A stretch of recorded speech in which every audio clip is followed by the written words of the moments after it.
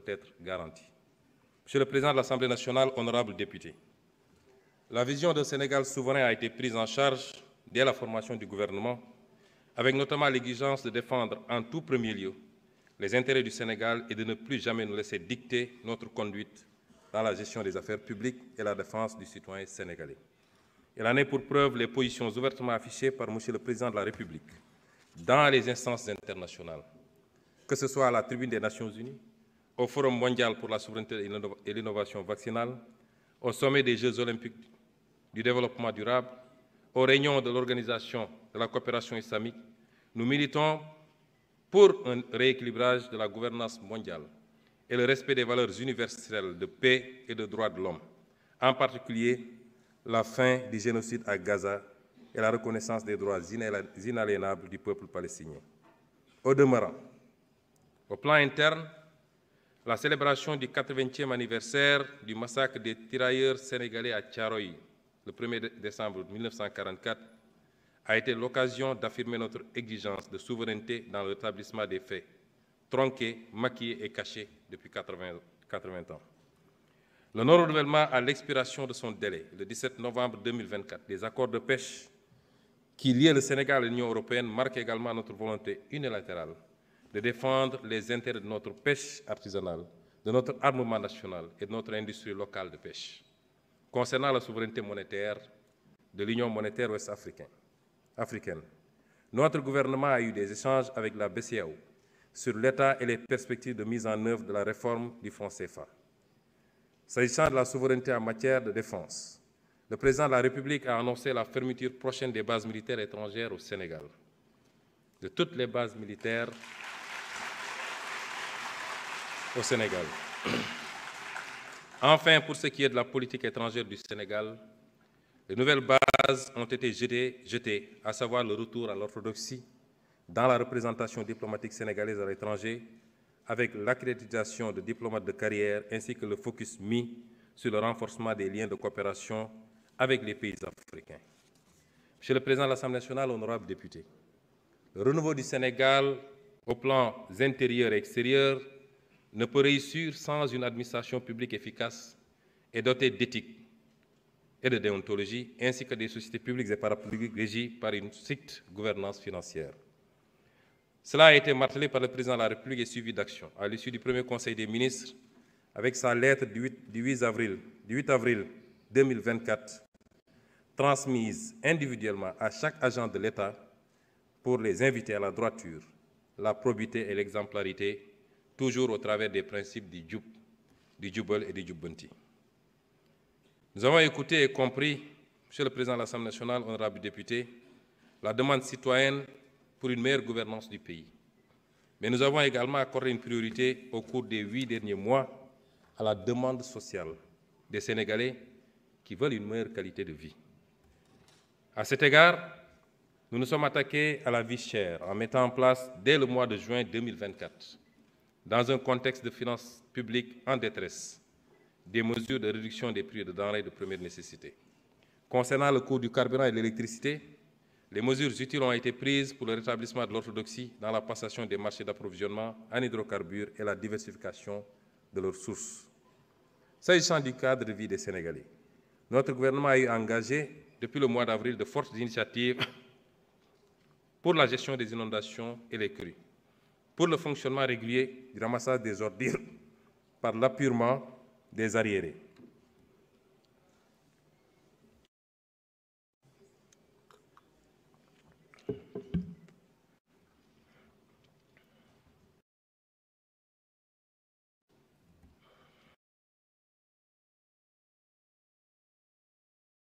Des ordures par l'appurement des arriérés de paiement dus par la SONAGED aux concessionnaires et pour l'organisation mensuelle d'une journée Setal Suñu Réew, s'agissant en particulier de la gestion des inondations et des crues.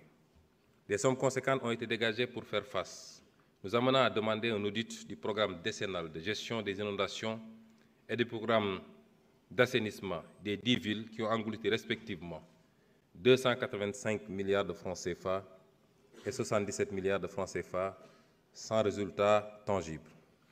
Monsieur le Président de l'Assemblée nationale, honorables députés, dans le domaine de l'équité sociale, préoccupation préoccupation prioritaire pour le gouvernement. Nous nous sommes attelés à gérer l'impact des contraintes de finances publiques sur le paiement des bourses de sécurité familiale, avec l'appurement des arriérés prévus au cours du premier trimestre 2025. L'équité sociale s'est également manifestée sur tout le territoire national. À chaque fois que des catastrophes naturelles ou des accidents sont remarqués par des appuis financiers et en nature, notamment à la suite des inondations, des crues des fleuves Sénégal et Gambie, des accidents routiers et j'en passe. Monsieur le Président de l'Assemblée nationale, honorables députés, mon gouvernement a pris résolument en charge un maillon essentiel de notre développement économique et social au cours des 8 derniers mois, à savoir le capital humain, en particulier le secteur de l'éducation et de la formation. 2 conseils interministériels ont été consacrés à la préparation des examens au concours ainsi qu'à la rentrée scolaire. D'importantes décisions ont été prises à l'issue de ces conseils, parmi lesquelles la résorption du déficit d'enseignants, l'élimination progressive des abris provisoires, la prise en charge de la problématique du défaut de pièces d'état civil des élèves, le paiement des primes et indemnités d'examen. Mon gouvernement se préoccupe fortement des taux d'échec élevés du CFE, 34,5%, au BFM, 26% et au baccalauréat, 49,5%. Cela signifie qu'une proportion significative de nos enfants quittent l'école sans diplôme correspondant à leur cycle scolaire. Nous devons y remédier.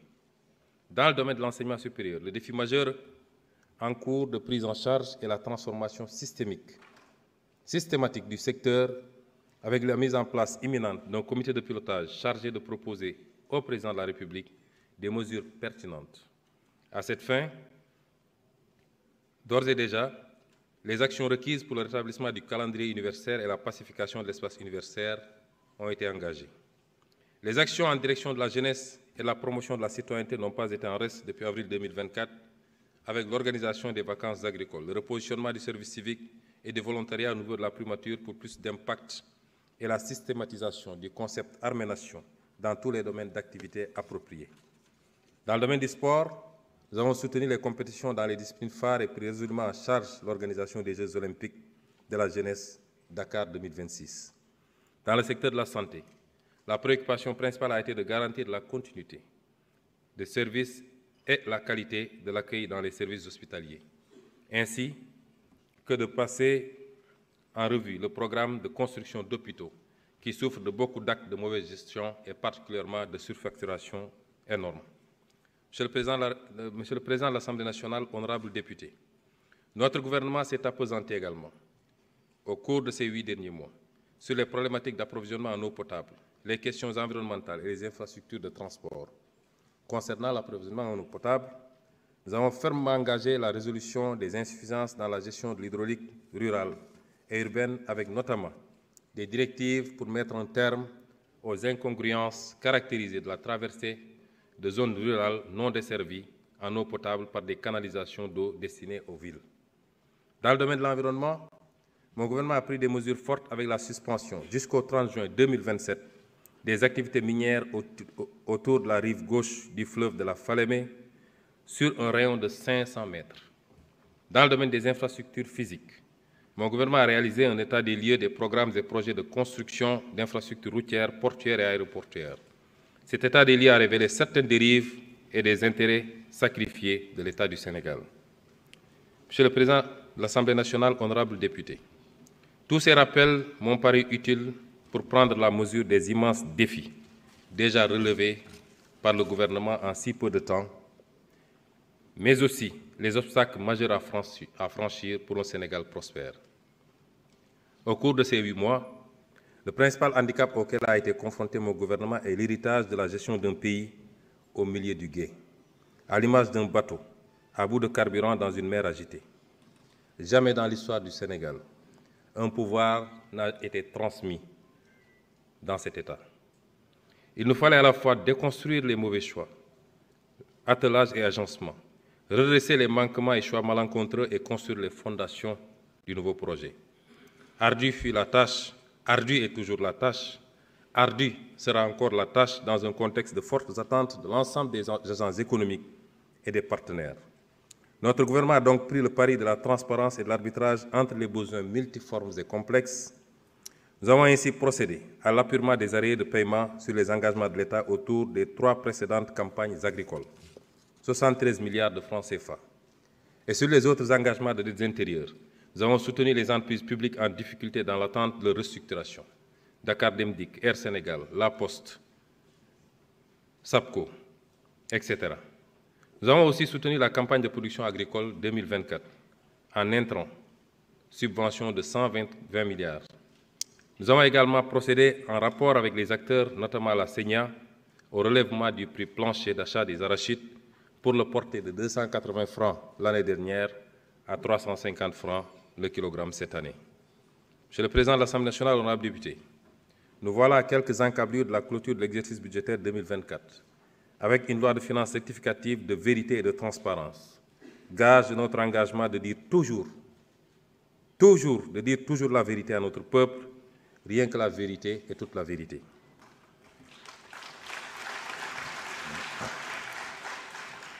Nous n'avons pas pu tout faire, nous n'avons pas pu tout satisfaire tout un chacun malgré notre extrême conscience de l'impact sur les opérateurs économiques qui ont eu à contracter avec l'État avant l'arrivée au pouvoir de notre régime. Certains d'entre eux sont malheureusement, à tout le moins, co-auteurs avec l'État des dérives constatées, en acceptant d'exécuter des marchés par anticipation et quelquefois sans contrat. Nous évaluerons la situation de chacun et procéderons au paiement selon les moyens de l'État durant l'année 2025. Nous avons également lancé les audits fiscaux pour lutter contre la fraude fiscale et l'évitement fiscal. Cet exercice de construction, cet exercice de déconstruction, redressement et construction nécessite un dialogue social fécond. Dans ce cadre, sur les directives du Président de la République, nous avons établi une situation de référence des revendications sociales que nous traiterons dès le début de l'année 2025, au travers de rencontres avec les organisations syndicales. Le maître mot sera un exercice de vérité et de responsabilité, en s'accordant sur ce qui est réaliste et supportable par l'État, de ce qui est hors de la portée des moyens publics, et donc à se surseoir jusqu'à meilleure fortune. Monsieur le Président de la République, Monsieur le Président de l'Assemblée nationale, ça fait longtemps que j'ai été absent de l'Assemblée, et ça, chaque minute, je siège à...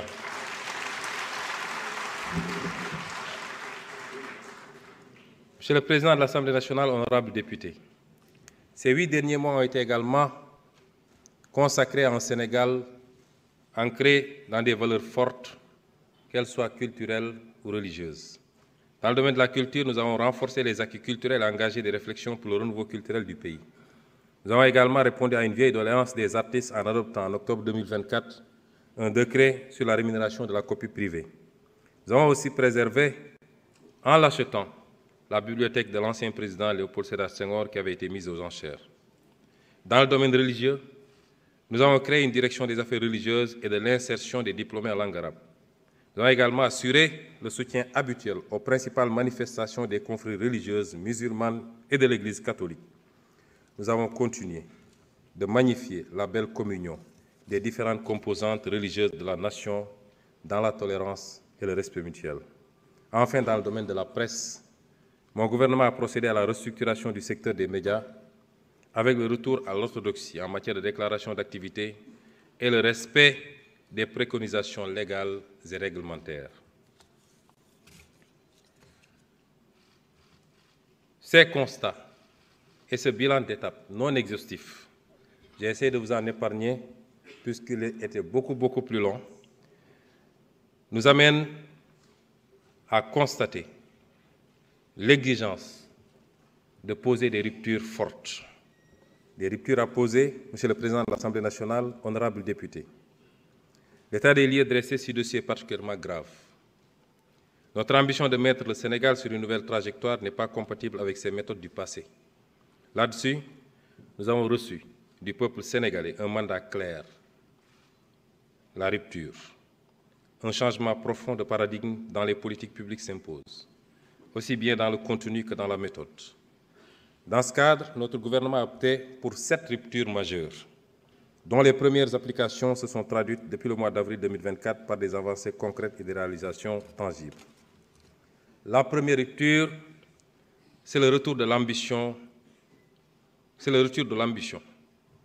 Nous sommes capables de nous développer et nous le ferons par nous-mêmes. L'histoire sur les 2 derniers siècles ferait d'exemples de nations qui ont su, en une à 2 générations, passer de la pauvreté absolue au développement, ou du tiers au premier monde, pour citer l'ancien Premier ministre de Singapour, Lee Kuan Yew. Voilà l'ambition que nous avons pour notre pays. Pour cela, nous devons commencer par nous regarder autrement, pour croire en nous-mêmes.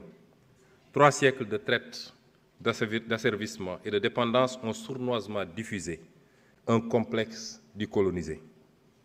Nous devons en sortir et inculquer à nos enfants une culture de fierté et d'ambition. Nous devons en outre sortir de la défiance mutuelle et voir l'avenir en confiance. Nous devons avoir une confiance paisible, mais inébranlable, en nous-mêmes et au génie de notre peuple. Confiance en nos compétences locales pour penser notre développement. Confiance en notre secteur privé national, dans le cadre d'un patriotisme économique réfléchi, stratégique et assumé, pour valoriser pleinement nos ressources locales et développer des moteurs de croissance endogènes et compétitifs. La seconde rupture est celle du passage d'une logique d'urgence et de saupoudrage à court terme à une logique de vision et de planification à long terme. Si nous voulons être développés dans 1 à 2 générations, c'est maintenant qu'il faut définir ce que nous voulons devenir et commencer, pas à pas, mandat après mandat, à poser les briques successives vers ce Sénégal de demain. Nos classes politiques ont pris l'habitude de faire miroiter des miracles d'ici la prochaine élection. Comme nous avons des élections tous les 2 à 5 ans, la vision et l'action sont focalisées sur le court terme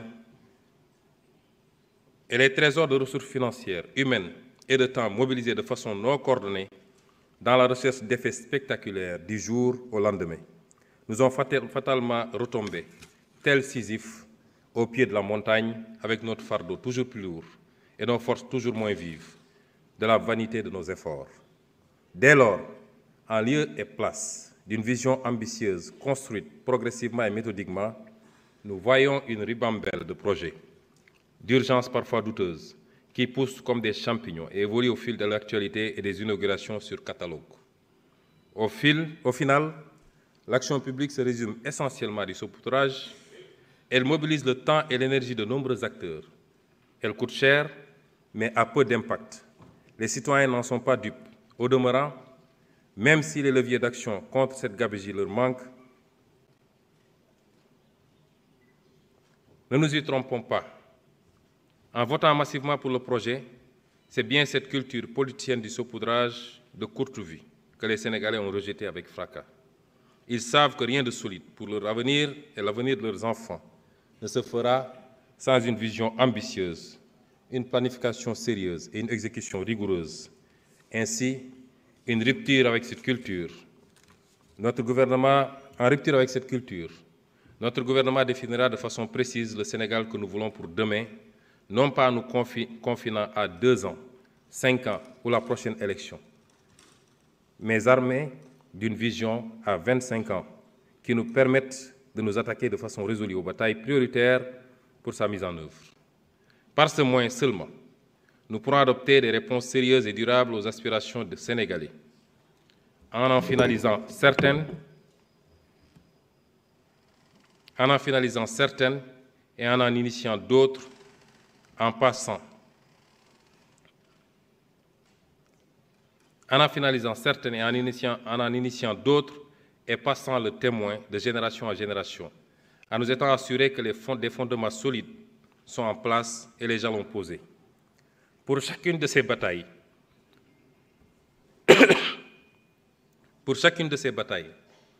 notre gouvernement communiquera de façon honnête, transparente et responsable avec les citoyens.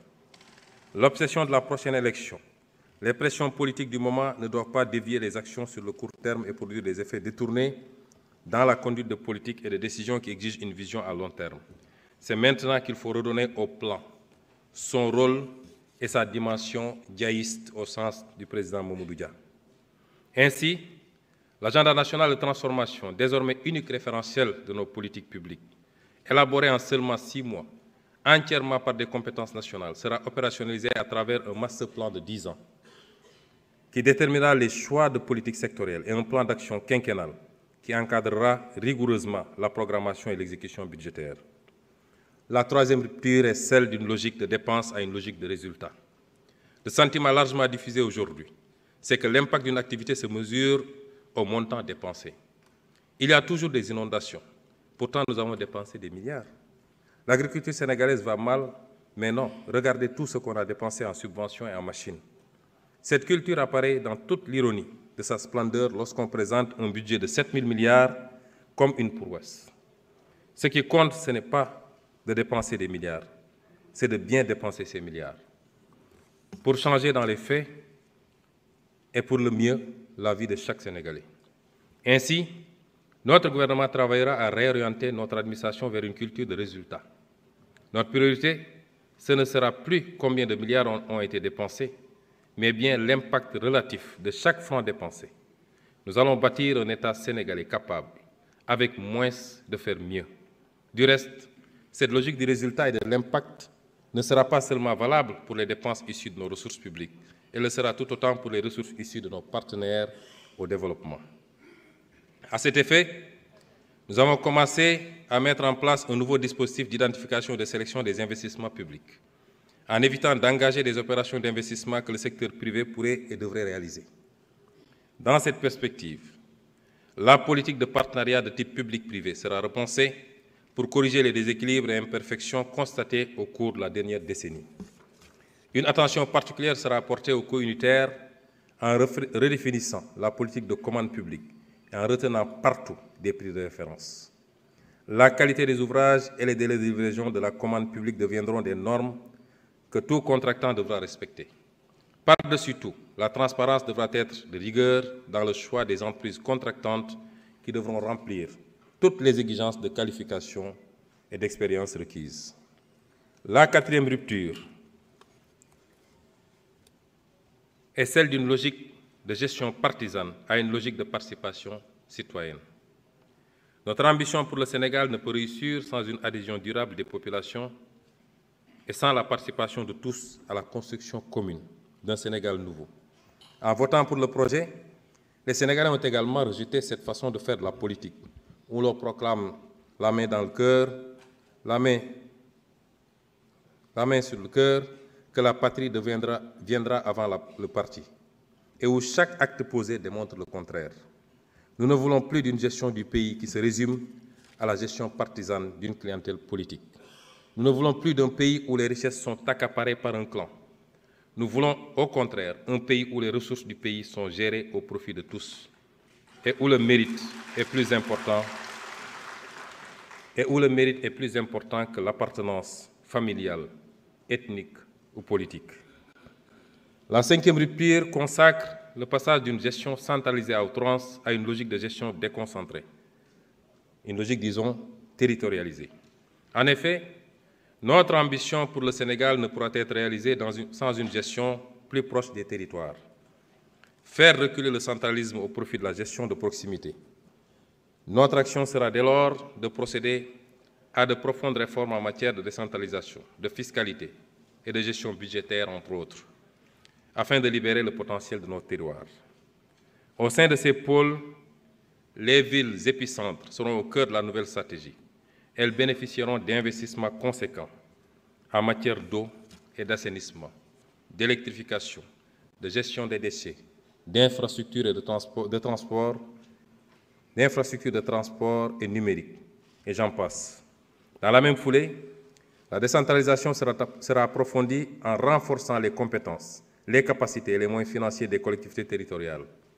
La charte de la déconcentration sera intégralement mise en œuvre afin de rapprocher l'administration des usagers du service public. La sixième rupture consiste à bannir la logique d'accaparement au profit d'une minorité, au profit d'une logique d'équité et de justice. La reddition des comptes, puisque c'est de là qu'il s'agit, ne doit plus être perçue comme une exception aux règles de gestion de la chose publique, mais plutôt comme un principe de transparence et une exigence de gouvernance. Nous nous inscrirons dans ce cadre, aussi bien pour l'audit de l'utilisation des fonds publics antérieurement à notre arrivée au pouvoir, que pour la gestion des affaires publiques durant les années de notre gouvernance.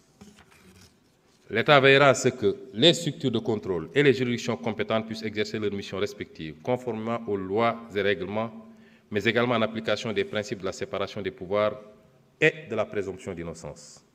Nous mettrons ainsi en œuvre les conclusions des assises de la justice ayant fait l'objet de consensus et poursuivrons les consultations et le dialogue pour bâtir un pacte social durable. Nul ne pourra désormais se prévaloir d'une proximité partisane pour accéder à des faveurs indues ou se protéger de sanctions méritées. Chaque talent national sera promis en ne tenant compte ni de son origine, ni de sa religion, ni de son appartenance partisane. Enfin, la 7e rupture implique le passage d'une administration bureaucratique à une administration moderne et performante. L'administration doit être le fer de lance de la conduite du changement auquel nous invite le chef de l'État. Elle sera plus attentive et orientée vers la satisfaction de l'usager.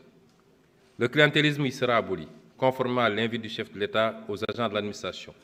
Chaque agent de l'État, à quelque niveau qu'il soit, devra faire sien le nouveau paradigme d'une administration performante et moderne. À cet effet, le gouvernement engagera les réformes idoines pour doter les services administratifs de capacités humaines qualifiées et motivées, ainsi que des moyens de fonctionnement liés, tout en amplifiant la lutte contre le gaspillage dans les dépenses courantes. La corruption et la concussion seront combattues sans faiblesse, en commençant par accélérer l'automatisation des procédures administratives.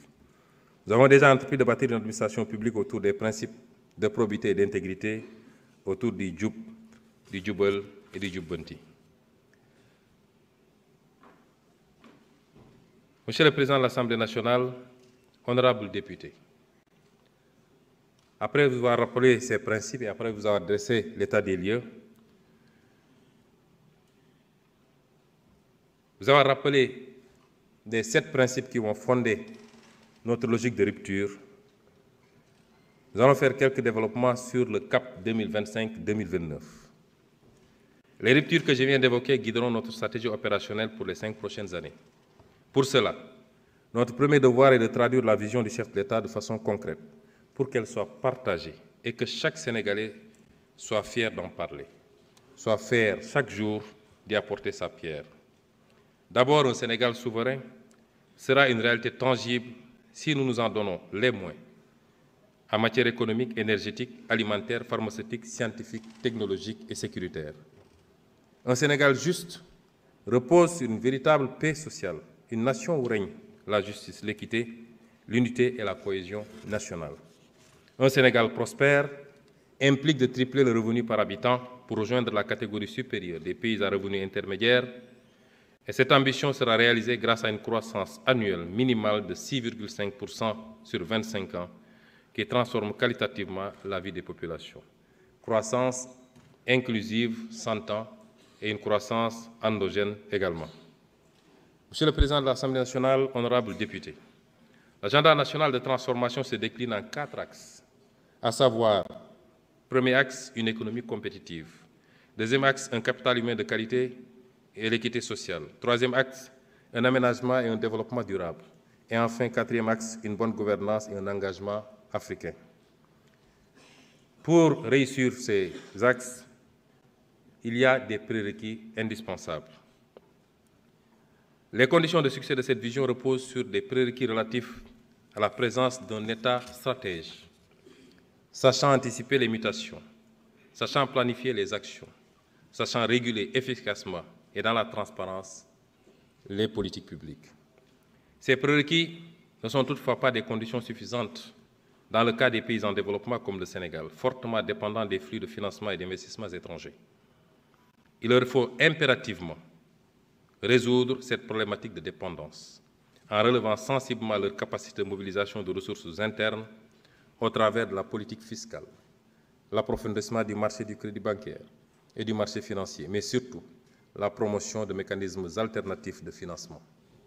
Concernant la politique de relèvement sensible des recettes de l'État, la fiscalité, il ne faut pas que les Sénégalais en aient peur, parce qu'elle est la base et le soutien de toute action politique et de toute capacité à relever l'offre de biens et services publics. La fiscalité est certainement le maillon le plus important de la politique budgétaire. Cependant, le Sénégal peine à mobiliser de manière optimale les recettes fiscales, principal instrument de financement souverain. Aujourd'hui, nous sommes à un taux de pression fiscale d'un peu moins de 18%, en deçà donc du ratio de 20% fixé par le critère de convergence de l'UEMOA. Notre ambition est d'atteindre et de maintenir un taux de pression fiscale supérieur ou au moins égal à 20%, ce qui correspondrait à des recettes additionnelles de plusieurs centaines de milliards annuels. Ce résultat est largement à notre portée si notre système fiscal et notre administration fiscale et nos administrations fiscales et douanières qui l'exécutent sont purgées des tares qui plombent leur action. Il s'agit notamment de juguler le phénomène incontrôlé des niches fiscales avec son corollaire mal ou sous-évalué de perte de recettes. Monsieur le Président de l'Assemblée nationale, honorables députés, dans le cadre de l'ambitieuse réforme fiscale que je propose, mon gouvernement s'engage ici et maintenant à formuler et à mettre en œuvre des mesures fortes de rationalisation des dépenses fiscales afin de réduire progressivement l'impact des exonérations sur la mobilisation des recettes, tout en restaurant des marges budgétaires pour le financement de notre politique économique et sociale. Notre politique fiscale conciliera le besoin de mobilisation des recettes fiscales à la politique de promotion des investissements dans le pays. Pour relever ce défi, le Sénégal procédera à l'évaluation d'impact économique et social des avantages fiscaux au-delà des évaluations budgétaires habituelles.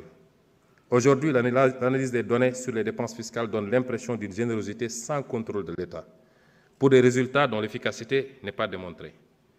Ces dépenses évaluées sur la période 2019-2022 s'élèvent à 2 232 milliards de francs CFA. Cet exercice devrait être un instrument de pilotage permettant d'apprécier l'efficacité et l'efficience des dépenses fiscales. Ainsi, nous élargirons le périmètre de l'évaluation des dépenses fiscales, c'est-à-dire celui des mesures recensées et évaluées, à travers l'audit exhaustif de toutes les mesures tendant à baisser le poids de la fiscalité pour une activité économique ou une catégorie socio-professionnelle de citoyens contribuables. Une nouvelle matrice des mesures dérogatoires devra être dressée à fin décembre 2025. Le gouvernement travaillera également sur la rationalisation des exonérations relatives, premièrement à l'impôt sur les sociétés des cimenteries, l'impôt sur le revenu, notamment par une réactualisation du barème progressif, aux consommations de la tranche sociale des livraisons d'eau et d'électricité, pour ne viser que les consommateurs les plus défavorisés. Les nombreuses conventions fiscales conclues par le Sénégal seront également examinées. Au terme des divers recoupements, à ce jour, le Sénégal disposerait de 18 conventions fiscales bilatérales en vigueur. Cette politique est un véritable boulevard à la fraude et à l'évasion fiscale. C'est pourquoi, conformément aux directives du Président de la République, nous procéderons au retrait du Sénégal de toute convention bilatérale avec un paradis fiscal et renégocierons les clauses défavorables des conventions conclues avec des États à fiscalité normale lorsque ces conventions nous sont défavorables. Nous lancerons le chantier de la rationalisation des mesures dérogatoires éparpillées dans plusieurs textes, le Code minier, les zones franches industrielles, le régime de l'entreprise France d'exportation, le Code pétrolier, le Code des télécommunications, le Code des investissements, et le rapatriement dans un seul corpus, qui est le Code général des impôts, qui sera un chantier prioritaire. Monsieur le Président de l'Assemblée nationale, honorables députés, en plus de ces mesures, il sera procédé à une vaste réforme du Code général des impôts en agissant inversement sur les taux et l'assiette d'imposition. Pour nous, et j'insiste, pour nous, élargir l'assiette fiscale tout en abaissant graduellement les taux d'imposition moyens est la stratégie appropriée pour parvenir à une fiscalité efficace et équitable. Faire payer moins à chaque Sénégalais, mais faire payer à tous les Sénégalais. Pour ce qui est de l'assiette, par exemple, la correcte fiscalisation de secteurs à fort potentiel, tels que l'immobilier, le foncier et l'informel, est un impératif budgétaire prioritaire. Par ailleurs, nous procéderons à la réinstauration du dispositif de contrôle et de taxation des appels entrants, supprimé en 2012, juste quelques mois après l'arrivée au pouvoir du précédent président de la République. Initialement, la taxation sur les appels entrants devait permettre à l'État d'engranger des recettes parafiscales de l'ordre de 50 milliards par année. Ce cadre fiscal bien généreux ne se fondait sur aucun argument techniquement documenté et économiquement justifié, si ce n'est le respect d'engagements de campagne auprès du patronat étranger du secteur des télécommunications.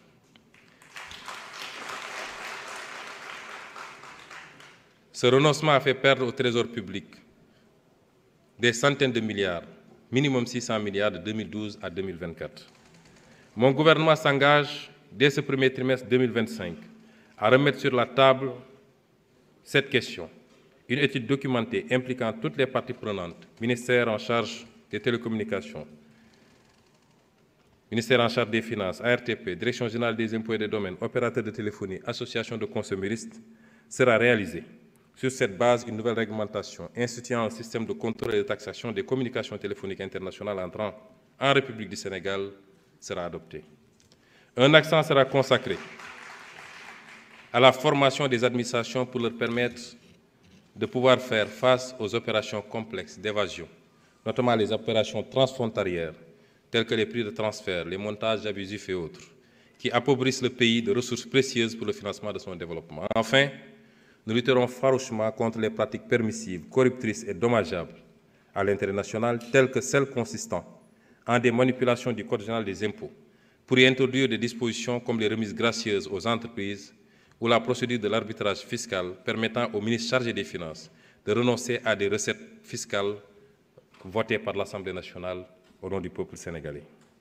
S'agissant de la douane, le système de douane, de dédouanement du Sénégal étant ad valorem, c'est-à-dire basé sur la valeur transactionnelle des marchandises, il entre souvent en contradiction avec la volonté de l'État d'élaborer des politiques de soutien au pouvoir d'achat des populations qui nécessitent l'adoption de méthodes ad hoc. De méthodes ad hoc discutées avec les acteurs institutionnels et les opérateurs économiques pour arrêter un niveau de dédouanement qui satisfait cet impératif, d'où la nécessité d'une révision du Code des douanes pour intégrer la possibilité légale d'adopter pour une liste limitative de produits considérés comme essentiels, et cette liste sera fixée annuellement par arrêté du ministre en charge du budget, un système de dédouanement spécifique à l'importation. Sur le plan de la transparence dans les lieux d'exercice du pouvoir de l'agent public, il sera procédé à l'ouverture des espaces de travail, surtout dans les bureaux de dédouanement. En effet, les efforts consentis en matière de dématérialisation des procédures, au lieu de créer un environnement nouveau, marqué par un traitement sans papier et sans usager, ont laissé des pratiques corruptogènes perdurer en l'absence d'une modification indispensable de l'espace de travail.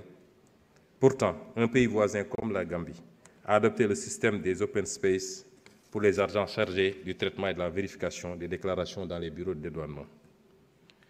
Les chantiers ambitieux en matière de digitalisation des procédures douanières et des formalités du commerce extérieur vont être accompagnés d'une réforme des structures qui les portent, notamment les bureaux de dédouanement hérités de la colonisation et ne répondant plus aux exigences modernes du service à l'usager. Nous renforcerons le programme de modernisation de l'administration des douanes, le PROMAD, particulièrement dans ses aspects surveillance du territoire douanier et lutte contre la criminalité transnationale, l'environnement sécuritaire et la recrudescence des divers trafics justifient la montée en puissance d'une administration dont le champ d'action est la frontière. Il s'agit de digitaliser la surveillance douanière avec l'érection d'un centre de commandement des opérations qui intègre les outils les plus modernes de suivi d'abord de l'action du service sur l'étendue du territoire, suivi des moyens humains et matériels pour l'efficience et la transparence, mais également du mouvement des expéditions et autres cargaisons pour éviter les détournements de destination préjudiciables au trésor public. Et enfin, avoir un regard permanent sur les points névralgiques de la frontière, avec des vidéosurveillances, l'utilisation de drones en appui à des unités avancées qui serviront également au partage de renseignements avec les autres forces de défense et de sécurité. Mon gouvernement fera le nécessaire pour mobiliser et mettre en place le financement nécessaire à cet ambitieux projet déjà ficelé. La rationalisation du train de vie de l'État constitue un autre pilier important du travail gouvernemental. Les dépenses relatives au train de vie de l'État représentent en 2024 16% du PIB et 53% des dépenses totales de l'État, ce qui laisse peu de marge pour la prise en charge des investissements publics. S'agissant de la masse salariale, il sera réalisé un audit du secteur public ainsi que du régime indemnitaire. Il y est recherché plus de performance, mais également plus de transparence et plus d'équité dans les recrutements, les promotions et les traitements salariaux.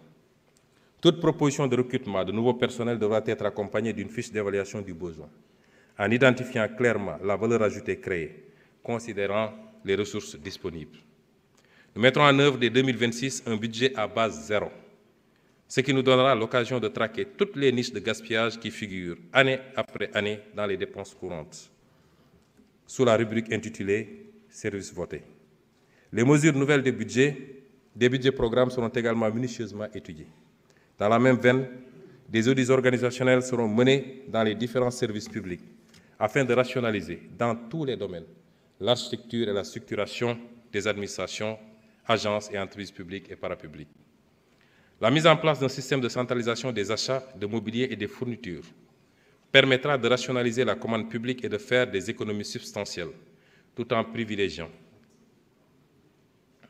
systématiquement le mobilier national dans le choix. Les mesures de rationalisation des dépenses courantes s'accompagneront d'une amélioration de l'efficacité dans le choix et dans l'exécution des investissements publics. Désormais, l'inscription d'un projet d'investissement dans le budget devra préalablement et systématiquement passer par les processus de maturation et être présenté devant un comité national de sélection des investissements publics afin de nous assurer notamment de son alignement à la vision Sénégal 2050 et de sa soutenabilité budgétaire. Dans cette même veine, le potentiel national d'économie d'énergie, évalué à 28% des consommations énergétiques du pays, dont 36% pour le sous-secteur de l'électricité, 18% pour celui des hydrocarbures et 40% pour les combustibles de cuisson, sera exploité à fond pour les marges qu'il permettra de dégager sur le coût des subventions d'État et sur la consommation énergétique de l'administration. Ces marges évaluées à 15%. En plus des effets positifs induits sur le portefeuille des ménages et les capacités de la Sénélec, c'est-à-dire 320 gigawatts à moyen terme et 2587 gigawatts à long terme, et un écrêtement de la pointe du réseau électrique de 441 mégawatts. Ces réformes seront difficiles. Elles seront difficiles. Ces réformes seront difficiles. Mais elles constituent le socle de notre nouvelle gouvernance budgétaire et financière. Elles nous permettront de nous projeter dans une nouvelle trajectoire budgétaire qui alliera une consolidation progressive vers un déficit budgétaire de 3% dans un horizon d'au maximum 3 ans. Je rappelle que l'audit des finances publiques a révélé un déficit public de plus de 10% contre 4,7% initialement annoncé par le régime sortant. Donc d'aller vers un déficit budgétaire de 3% dans un horizon d'au maximum 3 ans et une prise en charge maîtrisée des investissements structurants et de soutien à la production, ainsi que des dépenses sociales et climato-sensibles. Conséquemment, l'encours actuel de la dette publique, qui a atteint des proportions difficilement soutenables, c'est-à-dire plus de 85% contre 74% initialement annoncé, devra être ramené sous la barre des 70% au plus tard en 2029. Monsieur le Président de l'Assemblée nationale, honorables députés, je demeure convaincu qu'il ne peut y avoir de développement sans investissement domestique en monnaie locale. Il ne peut pas y avoir de développement sans investissement domestique en monnaie locale. C'est fort de ce constat que mon gouvernement compte faire de la promotion des mécanismes innovants de financement le principal levier de mobilisation de ressources domestiques auprès des ménages, des entreprises non financières et des investisseurs institutionnels.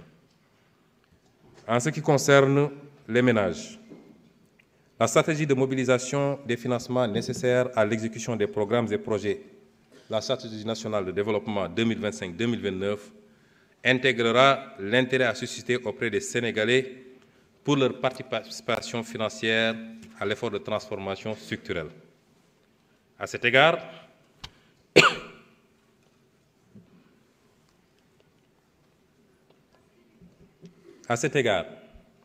un recours sera fait aux organismes de placement collectif de type conventionnel ou islamique, selon les préférences des épargnants sénégalais. Ces OPC pourront souscrire à des obligations et sukuk dits patriotes. Les gens ont parlé de diaspora bond, mais notre horizon, c'est de toucher tous les Sénégalais. C'est pourquoi il faudra migrer vers les patriotes bonds. Ces OPC donc pourront souscrire D'abord à des obligations et sukuk dits patriotes émis par le Trésor public ou par des sociétés de projet pour les grands travaux figurant dans le référentiel. Ils pourront souscrire à des actions de sociétés publiques ou parapubliques, soit dans le cadre de la constitution de leur capital social, de leur augmentation ou de l'ouverture de leur capital social. Ils pourront également souscrire au rachat d'une partie des actions détenues par des entités étrangères dans les sociétés de droit sénégalais dans le cadre de la politique de souveraineté nationale. Nous allons accompagner tout ça par des propositions de loi, parmi lesquelles une proposition de loi sur la souveraineté économique qui sera certainement très bientôt sur la table de l'Assemblée nationale. Pour les personnes physiques disposant de capacités substantielles d'épargne et les entreprises sénégalaises désireuses de se positionner dans la participation au financement des grands travaux d'investissement, des opérations de souveraineté économique, telles que les rachats de parts d'entreprises étrangères, ou dans la souscription aux augmentations de capital et à la cession de parts de capital de l'État dans les entreprises publiques et parapubliques, il leur sera offert la possibilité de participer à des fonds d'investissement alternatifs. Concernant les investisseurs institutionnels publics nationaux, l'accent sera mis sur l'épargne longue qu'ils détiennent en la canalisant dans le financement des programmes de la stratégie nationale 2025-2029, financés sous la forme de Project Finance. Il s'agit notamment de la Caisse de dépôt et consignation, du Fonds national de retraite et du Fonds 6, les caisses de retraite privées nationales et les sociétés d'assurance, les caisses de retraite privées nationales telles que l'IPRES et la Caisse de sécurité sociale, et les sociétés d'assurance seront également sollicitées dans la structuration du financement de ces projets. À cet égard, conformément aux dispositions de la loi 2017-32 modifiant la loi 2006-03 relative à la Caisse de dépôt et consignation, des mesures urgentes seront prises en vue du strict respect par les entités assujetties au titre du dépôt à la CDC des fonds qu'elles détiennent, en particulier les notaires et certains concessionnaires. S'agissant de l'approfondissement du marché du crédit bancaire, le relèvement à 20 milliards de CFA du capital minimum des banques au plus tard en janvier 2027 devra renforcer les capacités de prêt des banques, notamment au secteur privé. Pour ce qui est des banques à capitaux publics majoritaires, notamment la Banque agricole, la BNDE, la BHS et la BRM, mon gouvernement compte notablement augmenter leur capacité de financement au profit du secteur privé en renforçant leurs fonds propres à la mesure des ambitions du plan quinquennal pour les secteurs desservis en financement que sont le secteur primaire, les PME, les PMI et les TPE, ainsi que l'habitat social. Le secteur de la microfinance sera également davantage mis à contribution dans le financement de l'artisanat, la formalisation du secteur informel et de l'agriculture. Les mécanismes financiers publics de promotion et de garantie du financement des secteurs jugés prioritaires par le gouvernement seront mis en synergie avec une répartition claire des rôles et une meilleure articulation des interventions en fonction des cibles. Enfin, les mécanismes de financement vert seront déployés pour tout projet ayant une composante de durabilité. Monsieur le Président de l'Assemblée nationale, honorables députés, l'emphase mise sur l'impérieuse nécessité de créer les conditions endogènes, d'agir d'abord sur notre potentiel marginal de mobilisation de ressources domestiques est la meilleure garantie d'une résilience aux chocs pouvant affecter les financements extérieurs auxquels mon gouvernement continuera de recourir de manière responsable. L'objectif visé ici est de diminuer l'exposition au risque de change et de dégager des marges de manœuvre budgétaires pour ramener et maintenir le profil de la dette extérieure à un risque très faible. Dans ce cadre, en notre qualité d'État membre du FMI et du groupe de la Banque mondiale, le recours à ces institutions obéira à leur qualité respective de prêteurs en dernier ressort, notamment en cas de choc sur la balance des paiements et de partenaires stratégiques. Pour les investissements publics à des taux concessionnels et privés en particulier pour les partenariats publics-privés. Nous poursuivrons également les excellentes relations avec le groupe de la Banque islamique de développement, sur qui nous comptons énormément pour développer nos opérations bilatérales, mais aussi en qualité d'institution catalyseur de notre résolution attirer vers le Sénégal davantage d'investissements privés et publics des pays arabes et islamiques. Nous nous appuierons aussi sur la Banque africaine de développement, partenaire historique du Sénégal, mais aussi sur les institutions multilatérales sous-régionales, telles que la BOAD, la BIDC, la BADEA, la BEI, ainsi que tous les autres multilatéraux désireux d'intervenir dans notre pays. Mon gouvernement compte également maintenir les relations de partenariat au développement bilatéraux avec tous les pays qui s'inscrivent dans la ligne de nos choix de politiques économiques et sociales, sans d'autres conditionnalités que celles tenant aux exigences techniques et financières relatives au remboursement de leurs concours financiers. Par ailleurs, nous continuerons en cas de besoin de procéder à des émissions d'euro-obligations et de sukuk, principalement sous la forme de project finance et, dans une certaine mesure, pour la gestion du risque de refinancement des obligations ou sukuk échus ou à échoir.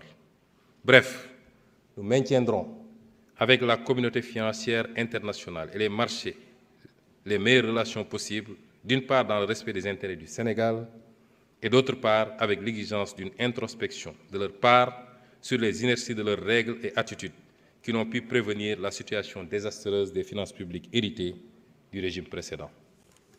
Monsieur le Président de l'Assemblée nationale, honorables députés,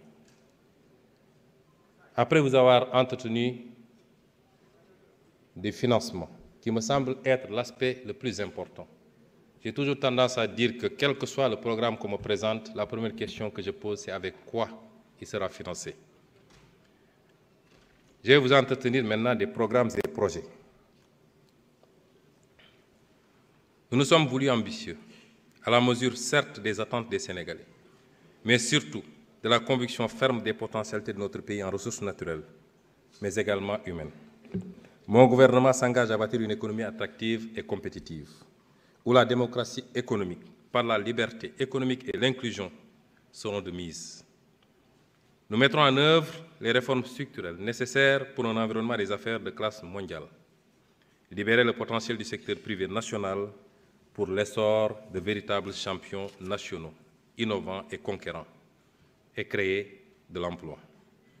En effet, les nations qui réussissent le mieux dans le monde sont celles qui permettent à l'initiative privée de se développer, par un État sachant anticiper les mutations, planifier les actions de développement, réguler efficacement et dans la transparence les activités économiques, construire les bases fondamentales du développement et réinclure socialement les plus faibles partout sur le territoire national.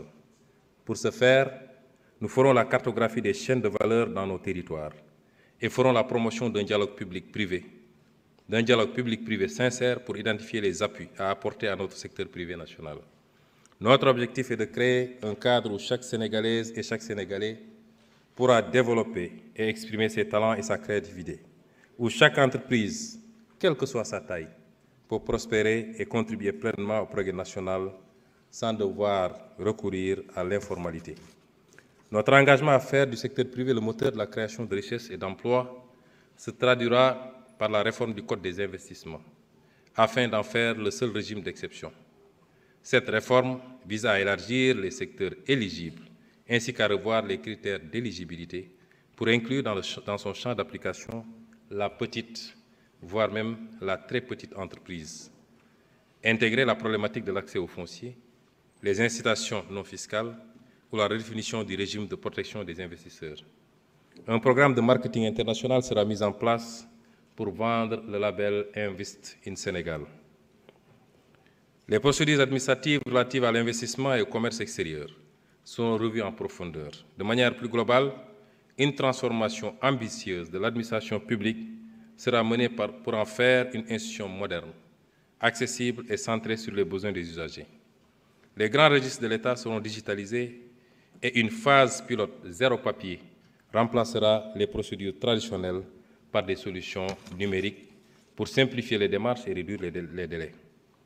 Les contrats de performance seront généralisés pour renforcer la culture de responsabilité et améliorer l'efficacité des services soutenus par des mécanismes de suivi et d'évaluation rigoureux. Pour garantir l'équité des politiques adaptées,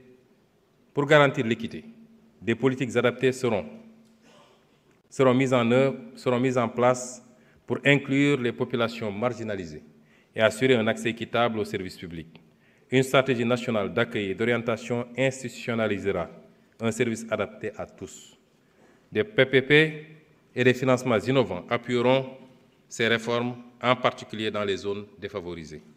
Ces actions permettront de bâtir une administration digitalisée, équitable et bien organisée, où les usagers bénéficieront de services de qualité. Les zones économiques spéciales et les agropoles seront redynamisés après évaluation pour en faire de hauts lieux d'accélération de la transformation productive de notre pays. Ils seront des outils nous permettant d'améliorer la compétitivité du Sénégal par la réduction du coût des facteurs et la mise à disposition d'infrastructures et des services de haute qualité pour les investisseurs. Le gouvernement mettra en place une véritable stratégie d'import-substitution efficiente.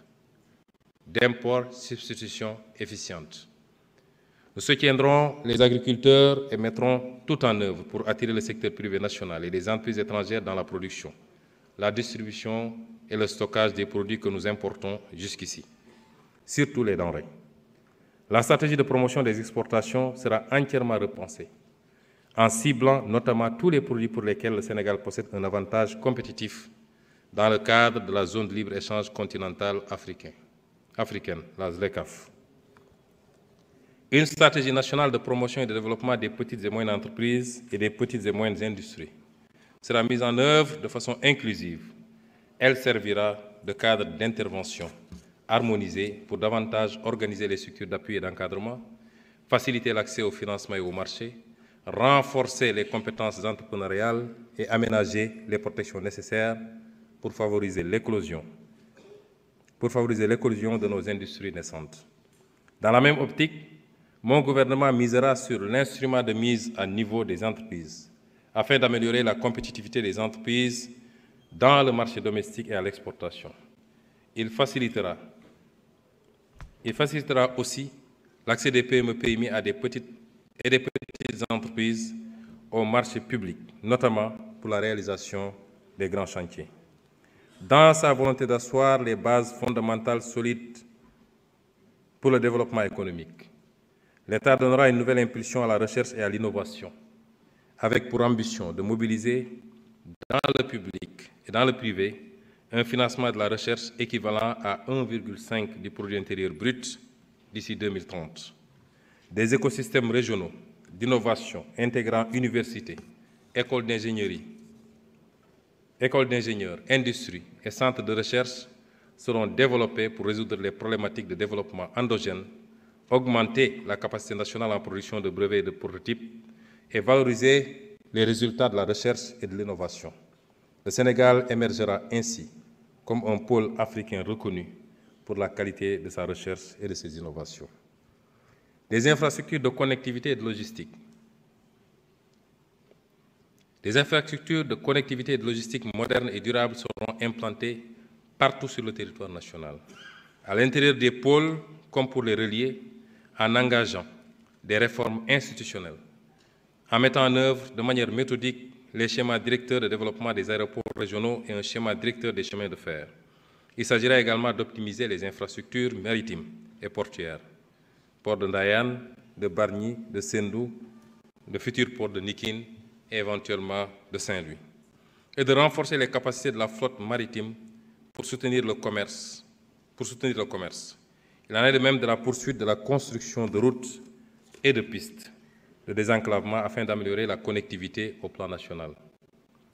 Nous arriverons ainsi à mailler nos territoires à travers 5 corridors stratégiques. 5 corridors stratégiques performants reliant les 8 pôles territoires de l'agenda de transformation par voie routière et ferroviaire. Le développement d'infrastructures de transport et de logistique sur ces corridors permettra de réduire les frais de transport et de logistique ainsi que les délais d'acheminement des produits Made in Sénégal vers ses voisins proches. Le système de transport public sera également amélioré au niveau urbain, intra-urbain et rural, afin de faciliter la mobilité à moindre coût des populations, quel que soit leur lieu de domicile. La mise en place des leviers de compétitivité globale que je viens de répertorier constitue un préalable pour le succès de nos stratégies de développement des secteurs productifs.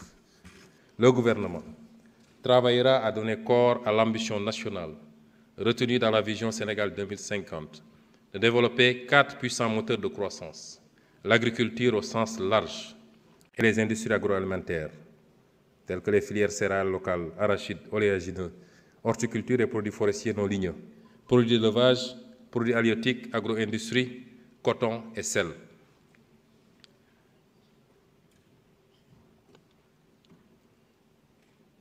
Deuxième levier, les industries extractives, qui regroupent les filières hydrocarbures et pétrochimie, phosphate et engrais, matériaux de construction, fer, métallurgie. Troisième levier, les industries manufacturières, qui regroupent les filières industries pharmaceutiques, cuir, textile, habillement, assemblage, recyclage des déchets. Et enfin, les services à haute valeur ajoutée, qui incluent le tourisme, l'industrie culturelle et créative et le numérique. Dans le domaine agricole, l'urgence est de doter l'agriculteur sénégalais d'un statut rénové qui lui permettra de s'équiper et d'investir à moyen et long terme sur sa parcelle afin d'accroître ses rendements. Il deviendra ainsi un vrai entrepreneur. Parallèlement, l'aménagement du territoire dans les 8 pôles territoires du référentiel Sénégal 2050 et la réforme foncière permettront aux agriculteurs sénégalais d'avoir la propriété de leurs terres et de pouvoir entrer en joint venture avec des investisseurs privés pour leur valorisation. Nous soutiendrons également la création des coopératives agricoles communautaires pour structurer les agriculteurs et favoriser leur accès aux formations, aux intrants, aux équipements, aux services agricoles, aux infrastructures de transformation et aux marchés. Nous mettrons en place dans chaque pôle territoire un institut régional des métiers de l'agriculture, de l'alimentation et des géosciences, qui aura pour rôle de fournir des formations spécialisées pour les producteurs, les techniciens et entrepreneurs agricoles en formation initiale ou à travers les coopératives. Nous érigerons concomitamment dans les pôles des agritech labs et des fermes écoles destinées à diffuser des pratiques agricoles modernes et à promouvoir des solutions technologiques adaptées.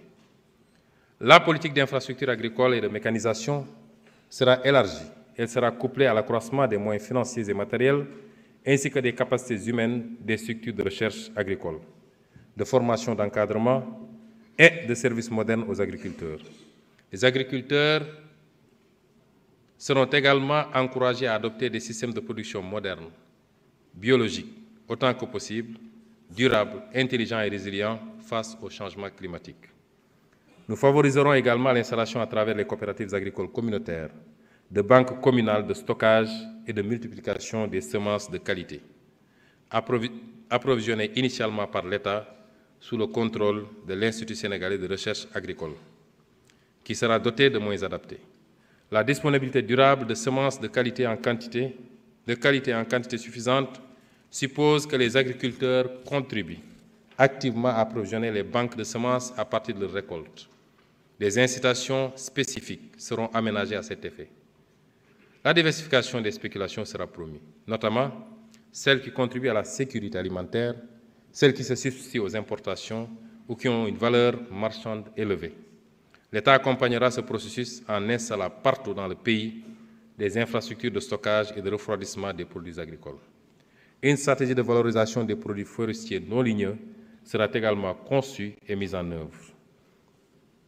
La lutte contre les ravageurs sera intensifiée en développant des activités proactives de prévention et en dotant chaque arrondissement rural du pays de capacités autonomes de lutte, les voitures, produits phytosanitaires, etc., mises à disposition des communes et des villages sous la coordination du sous-préfet de l'arrondissement.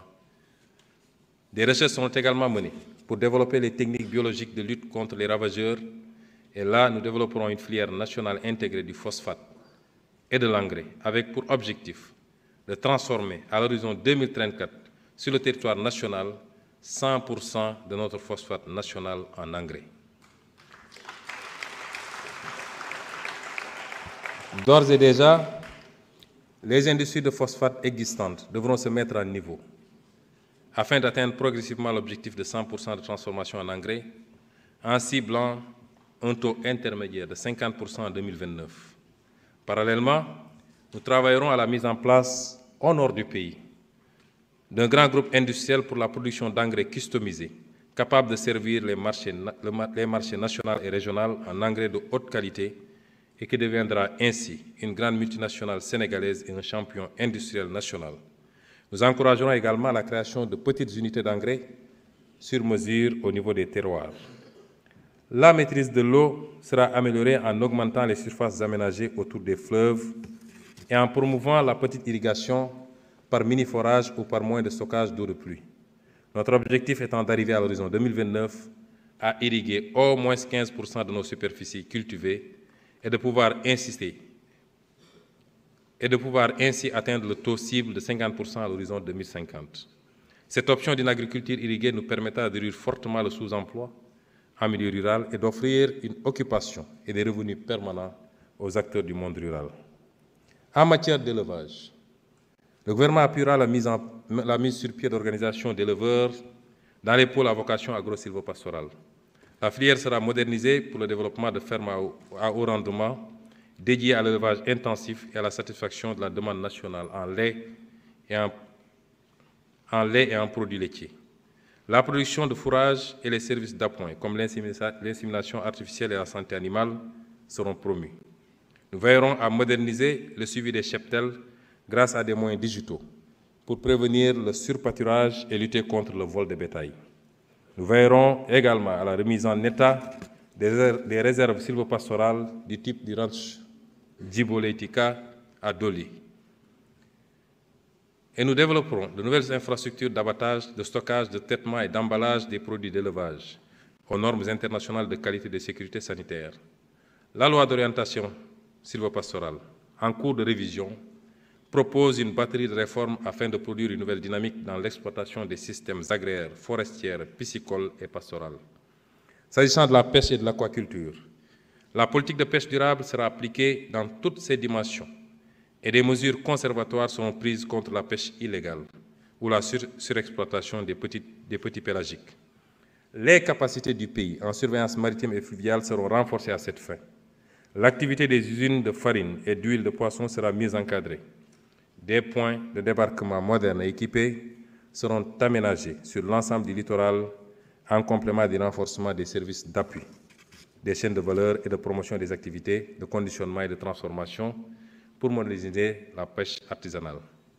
Les accords de pêche préserveront les intérêts de l'État et ceux de nos pêcheurs. C'est dans ce cadre que s'inscrit la décision du gouvernement de ne pas renouveler les accords de pêche avec l'Union européenne à son terme.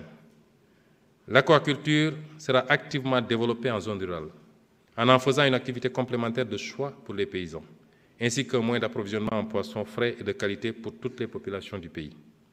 Dans le domaine de l'industrie, le principal enjeu est de doter notre pays d'un tissu industriel densifié et harmonieusement réparti sur le territoire, apte à bien positionner les produits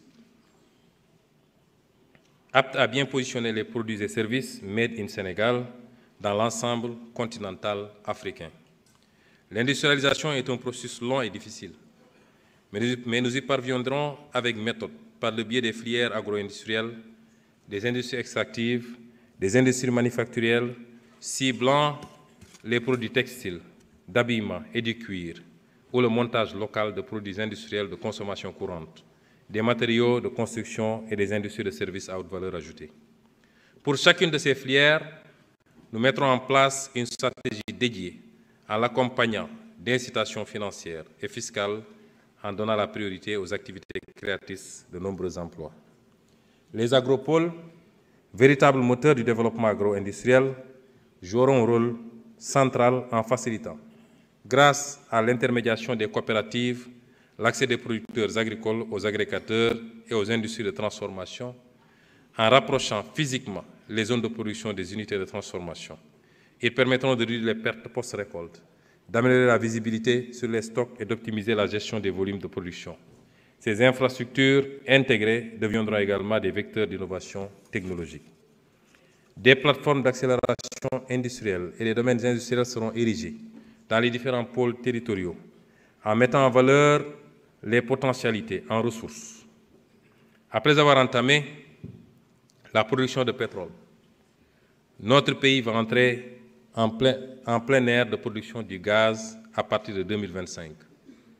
Notre ambition est de maximiser l'impact local des hydrocarbures et d'en faire une locomotive de la diversification économique. Le Fonds de stabilisation et le Fonds intergénérationnel feront l'objet d'une gestion rigoureuse. Nous veillerons concomitamment à prévenir et à réduire les impacts potentiellement négatifs de ce secteur sur l'environnement et sur le développement des autres secteurs de l'économie, notamment la pêche. Nous procéderons à la structuration d'une filière pétrochimique pour répondre à la demande nationale et sous-régionale en produits dérivés du pétrole et du gaz. Le développement des capacités du secteur aval des hydrocarbures démultipliera les impacts des hydrocarbures sur le reste de l'économie. Nous mettrons également en œuvre, pour la réalisation rapide du projet de construction et de gestion de réseaux gazotiques Gaz to Power, afin de garantir l'approvisionnement de nos entreprises en énergie et à un prix très compétitif, de l'ordre de 60 francs CFA contre 110 francs CFA actuellement. Nous y associerons la restructuration de Sénélec dans le cadre de la réforme du secteur de l'énergie. Nous encouragerons également la création d'une industrie locale forte de transformation de nos importantes ressources minérales, argile, basalte, calcaire, fer, etc., en matériaux de construction, et la construction d'un hub métallurgique régional au Sénégal et d'un hub minier à l'est de notre pays. Un écosystème du savoir et de la formation au métier des mines et de la géologie sera mis en place à cet effet. Le secteur des métaux ou minéraux précieux, en particulier l'or et le zircon, fera l'objet d'une attention particulière en renforçant le contenu local de leur exploitation, à travers notamment un quota minimal d'approvisionnement du secteur artisanal et industriel local de l'or ou de transformation locale du zircon, et en limitant leur effet sur l'environnement naturel et sur les terres agricoles cultivables. Nous engagerons sans faiblesse aucune l'évaluation des contrats et pratiques en place dans les secteurs des hydrocarbures et mines, afin de corriger ce qui doit l'être sans tarder, en ayant comme seul souci que l'intérêt suprême du peuple sénégalais. De la même manière, nous nous attellerons à la revue et à la mise à jour de la politique et de la réglementation dans ces deux secteurs. S'agissant du commerce, le gouvernement appuiera l'édification de grands complexes commerciaux modernes dans les pôles au même titre que la modernisation et l'extension des marchés de proximité dans les communes. Le dialogue sera renforcé entre le gouvernement et les associations de commerçants pour faciliter l'accès de ces derniers aux informations à la fois sur les marchés étrangers et sur les produits disponibles auprès des industriels locaux. Le secteur informel sera encouragé à utiliser l'outil digital grâce à un package d'avantages portant entre autres sur la facilitation de l'accès au financement public et la simplification des procédures administratives. Dans un autre registre, le gouvernement s'activera à faire émerger des services à forte valeur ajoutée comme le tourisme et les services, les industries culturelles et créatives et les services numériques. Concernant le tourisme, les priorités consistent à améliorer l'accessibilité de la destination Sénégal en faisant de l'aéroport international Blaise Diagne un véritable hub aéroportuaire africain et la diversification de notre offre touristique. S'agissant des industries culturelles et créatives, nous accompagnerons les travailleurs de ces filières dans la production et dans la distribution nationale et mondiale de leurs produits, contribuant ainsi au rayonnement international de la culture sénégalaise. Dans le même temps, nous veillerons à promouvoir la vitalité de la culture sénégalaise, la conservation du patrimoine matériel et immatériel et la mise en valeur des savoirs traditionnels. Des espaces culturels seront érigés dans les régions, les départements et les communes, et ils constitueront des lieux d'expression adaptés aux attentes des jeunes et des communautés. Un projet phare concernera la construction d'une maison des archives nationales, d'une bibliothèque nationale et d'un grand musée du patrimoine national. L'éducation culturelle sera intégrée dans les programmes scolaires et soutenue par des initiatives locales pour favoriser la transmission des savoirs et le développement de l'esprit critique chez les jeunes. Les médias joueront un rôle central dans la valorisation du patrimoine, mais aussi dans l'ouverture sur le monde et la perméabilité à l'innovation grâce à un soutien accru à la production de contenus culturels accessibles à tous. Enfin, une attention particulière sera accordée au numérique pour positionner le Sénégal comme un hub technologique en Afrique de l'Ouest. Le gouvernement appuiera le développement d'un écosystème d'acteurs réunissant chercheurs, start-up et industriels pour des investissements dans l'intelligence artificielle, dans le développement de logiciels, dans la cybersécurité, dans l'externalisation des services à haute valeur ajoutée et la gestion des données massives pour offrir des solutions adaptées aux besoins des entreprises. Au total, mon gouvernement a l'ambition de créer les conditions idoines pour hisser le Sénégal parmi les économies les plus compétitives d'Afrique. Cependant, nous ne pourrons réussir ce pari que si nous disposons d'un capital humain de qualité disséminé dans tous les pôles territoriaux. Monsieur le Président de l'Assemblée nationale, Mesdames et Messieurs les honorables députés, il est crucial d'investir dans le capital humain pour exploiter pleinement le dividende démographique et transformer structurellement notre pays.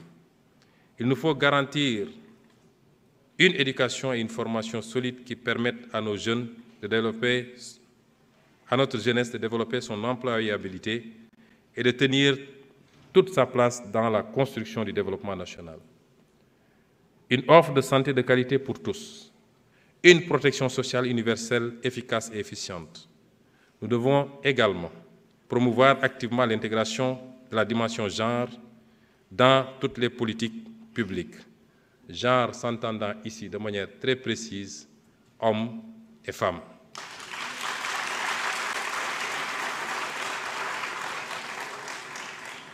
Pour assurer un accès équitable à tous les citoyens, hommes et femmes, à toutes les opportunités économiques et à tous les emplois disponibles. La politique du Président de la République, Son Excellence Bassirou Diomaye Diakhar Faye, en matière d'éducation sera réalisée en orientant notre système éducatif vers la formation de citoyens adossés à son socle endogène de valeurs africaines et spirituelles et bien préparés aux défis du développement durable, des sciences et technologies, du numérique et de l'intelligence artificielle. Le système éducatif que nous allons bâtir offrira à tout Sénégalais, quelle que soit sa situation sociale, les compétences générales et spécifiques lui permettant d'apporter sa contribution au développement de son pays. L'obligation scolaire, 10 ans, sera appliquée dans toute sa rigueur, avec pour ambition une réduction du taux de déperdition scolaire à 10% au maximum. Des passerelles diplômantes et des accompagnements sociaux renforcés seront introduits, en particulier pour les jeunes filles. La modernisation des infrastructures éducatives s'accompagnera d'un recrutement conséquent d'enseignants bien formés et bénéficiant continuellement de programmes de recyclage.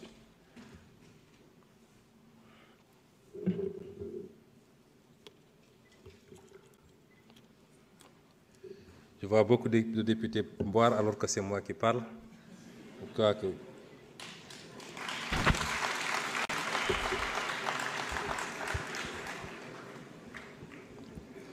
Les abris provisoires seront totalement éliminés d'ici 2029.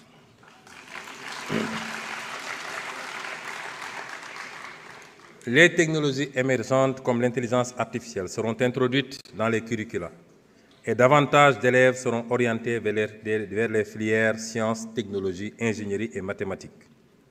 Le multilinguisme sera promu, d'une part grâce à la généralisation de l'enseignement de l'anglais à l'élémentaire et d'autre part par l'utilisation des langues nationales dans le système éducatif et de formation pour que tous nos enfants sachent lire et écrire dans au moins une langue nationale. Les daara seront entièrement intégrés dans le système éducatif et mis à niveau pour ce qui concerne leurs infrastructures, les équipements et référentiels. La formation en alternance sera fortement développée, garantissant à de nombreux jeunes un apprentissage pratique et une transition rapide vers l'emploi. Les jeunes bénéficieront de ce dispositif qui sera soutenu par un fonds national et des incitations fiscales pour les entreprises partenaires. Des systèmes de certification par crédit transférables seront instaurés. Les dispositifs d'apprentissage traditionnels auprès d'artisans et d'entreprises informelles seront appuyés pour permettre à des centaines de milliers de jeunes d'acquérir des compétences reconnues sur le marché du travail. Dans la même perspective, le gouvernement procédera à la mutualisation et à l'optimisation des structures, des interventions et des ressources de toutes les structures publiques, projets et programmes de soutien à l'emploi et à l'entrepreneuriat des jeunes. Une grande coalition pour l'emploi sera mise en place, ainsi qu'un observatoire de l'emploi et des qualifications professionnelles, qui sera un véritable système d'information sur le marché de l'emploi. Le développement de l'emploi local se fera également à travers l'attribution de nouvelles compétences aux collectivités territoriales pour le soutien aux activités dans les principaux bassins d'emploi comme l'agriculture, l'élevage, la pêche, l'aquaculture, le commerce, l'artisanat et le tourisme. Un service civique professionnalisant sera introduit. Il aidera à accompagner l'acquisition de compétences professionnelles que les jeunes pourront exercer, notamment dans les travaux d'intérêt public.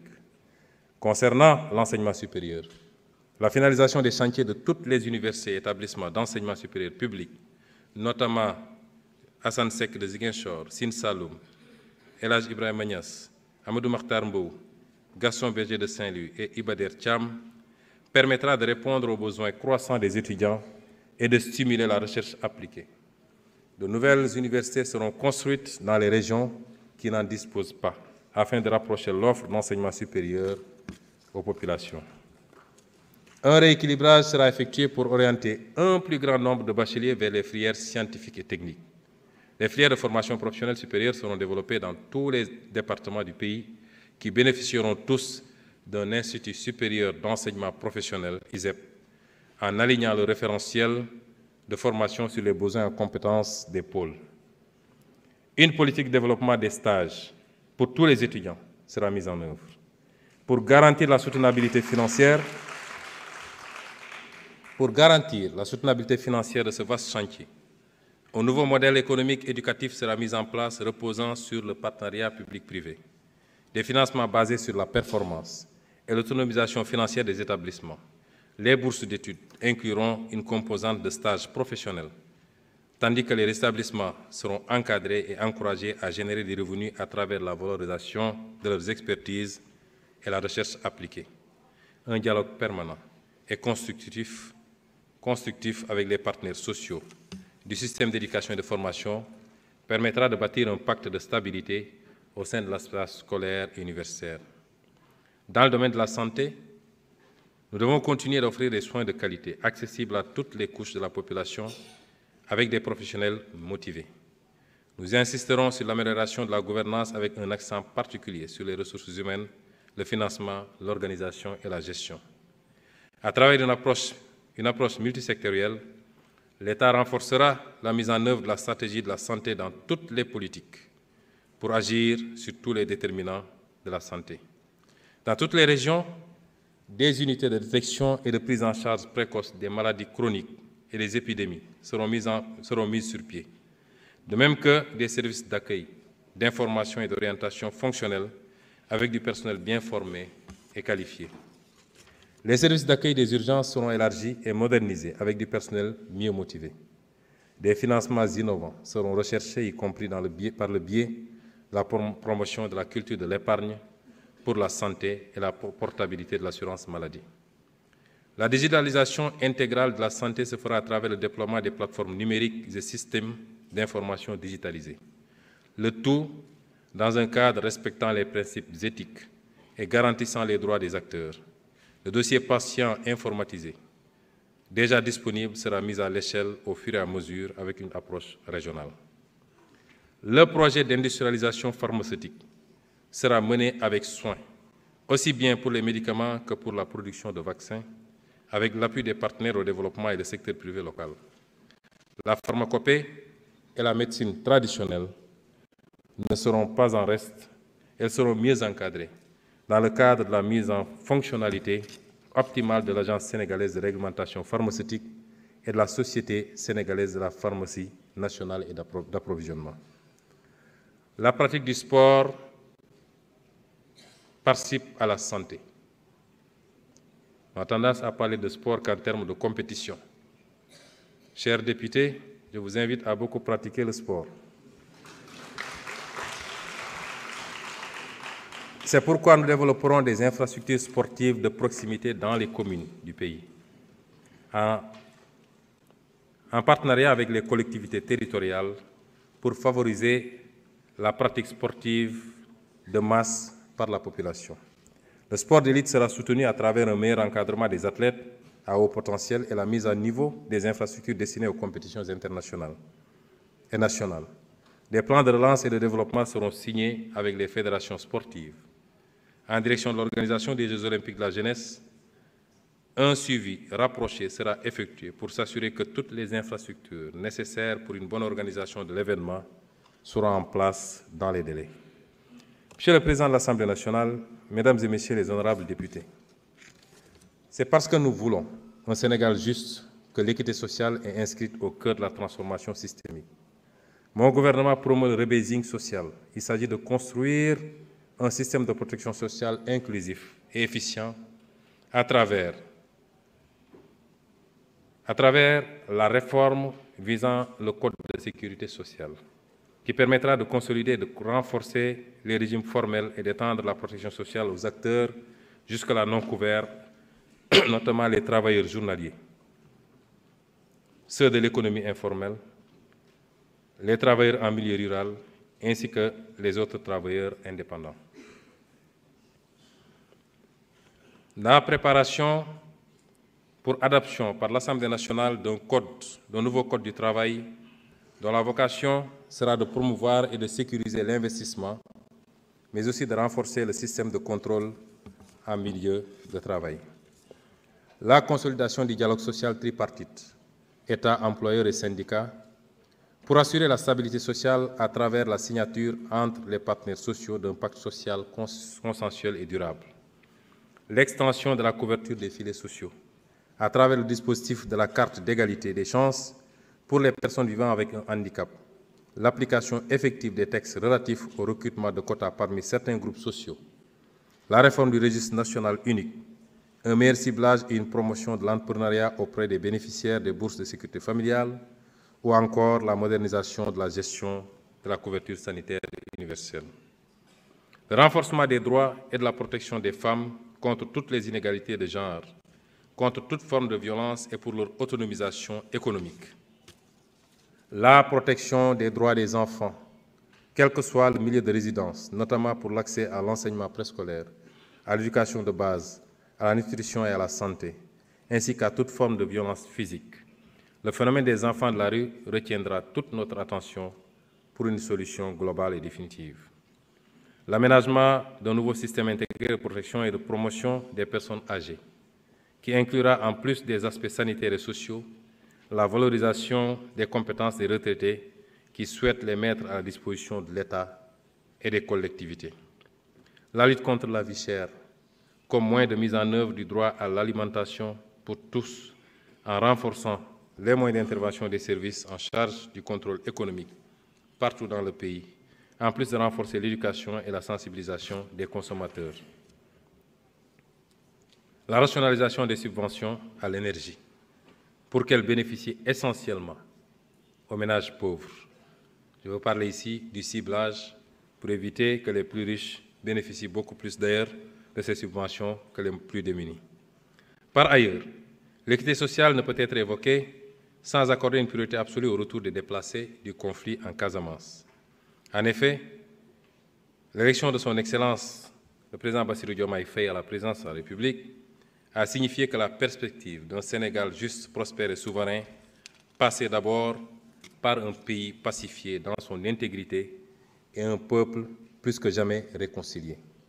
Depuis le 2 avril 2024, pas un jour ne s'est achevé sans que mon action et mes pensées ne soient tournées vers la Casamance, cette partie du territoire national qui a été meurtrie pendant 42 ans par la violence née de l'enchevêtrement, des incompréhensions et des manipulations de toutes sortes. Des avancées significatives et louables dans la restauration de la paix ont été réalisées ces dernières années. Reste donc maintenant à parachever le processus de pacification totale et définitive de cette région naturelle aux potentiels infinis. Mon gouvernement, sous les orientations de M. le Président de la République, s'y engage et y œuvre quotidiennement avec ouverture, mais dans la fermeté quant au principe de l'unité nationale. C'est pourquoi l'une des premières mesures que j'ai prises sur ce dossier, sur instruction du Président de la République, a été de tenir un conseil interministériel pour le retour des déplacés dans leur village.